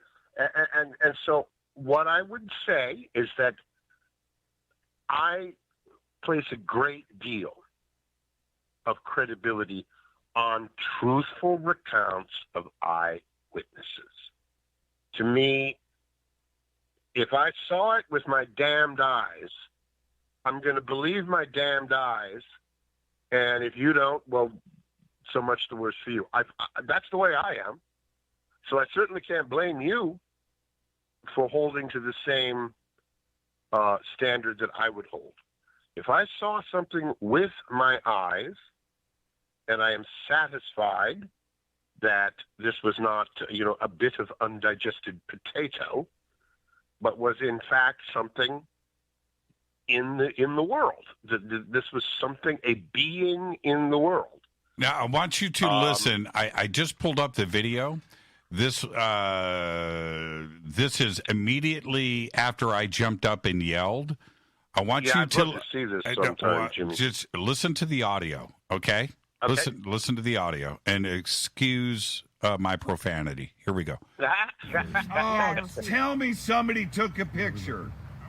I swear to God, I will shoot everybody here. It's disappeared now. Oh, no, there it is. There it is. I got it. I got it. Give us a position, Where? man. No, that's a bird. Oh. No, the UFO wasn't a bird. No, that was shimmering. That was glinting. It was a ball. It was huge. Okay, who shot it? Okay, now that's the eyewitness. It was shimmering, right? And earlier, if you were listening, it was spinning, right? And so there it is. And then you heard as they were watching, one of them. How big do you think this thing was, Jimmy? About 500 feet. 14 miles away. 14 miles away. 14 miles away, and you could see it. You could make it out with the naked eye. Yep, you could see it spinning, and you heard somebody say it just disappeared.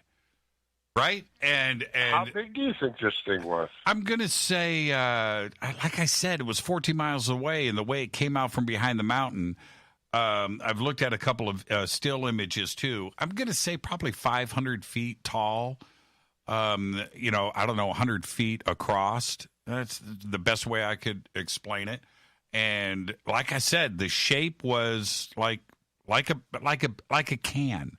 It was that shape. It was round, and it had this silver circle that was huge that was in the middle of it, and you could see that spinning and shining off of the sun every time it did this rotation, about every 4 or 5 seconds. Very slow. The whole thing was slow. The rotation was slow. It was moving in the sky slowly, and it was still. It was razor sharp. It was crazy, man. It was crazy. I can't explain it. It disappeared. Did it fade, or did it... I didn't see it disappear. That was the thing. I was going between naked eye and the binoculars, and when I came back to the binoculars to look through it again, that's when somebody said it phased out. So I missed that part. That's an interesting expression, phased out. That's what they said, yes. That's an interesting expression. He didn't say it disappeared. He said it phased out. Yeah. There, like I said, there was 30, 40 people there. They got to see it disappear. I didn't. Well, I all honor to your insistence that this does not fit. It does not obviously and comfortably fit. It was crazy, Rick. Hey, I still can't explain it. But I would love to see the video sometime. I have never personally had a similar experience. I've seen a few strange things in my time, but nothing like that. And I have to file this under That's right. For now. And that's why you are Rick Delano. Rick, thank you so much for the conversation tonight. Man, this was a blast, Jimmy. I can't tell you how much of a pleasure it was. Thanks for spending the evening with me, and I hope your audience enjoyed it, and I certainly did. You're the best. And Rick's website, philosophia.org. The links are over at jimmychurchradio.com. The film, The Jimmy, End of Quantum Reality. Can I send our people over to look at this on your site? I will hook you up, Rick. That's all easy. And with that, I got to get out of here. We are about to leave the network, so let me get straight to credits. Thank you so much, Rick. Stay right there. Fade to Black's executive producer is Rita Camarion. Show is produced by Steve Harder, Gene Vitoa, Mark T. Kovar, Hilton J. Palm, Renee, Dennis, and Kevin. Webmaster is Drew the Geek. Music, Doug Aldrich. Intro, Spaceboy, spaceboymusic.com. Fade to Black is produced by KJCR for the Game Changer Network, and syndication is KGRA, The Planet. This broadcast owned and copyrighted 2020 by Fade to Black and the Game Changer Network, Inc. It cannot be rebroadcast, downloaded, copied, or used anywhere in the known universe without written permission from Fade to Black or the Game Changer Network. Very special thanks to Rick Delano. Tomorrow night, right here, Stephen Bassett, live from Washington, D.C. Until tomorrow night, I'm your host, Jimmy Church. I want everybody to be safe. This is Fade to Black.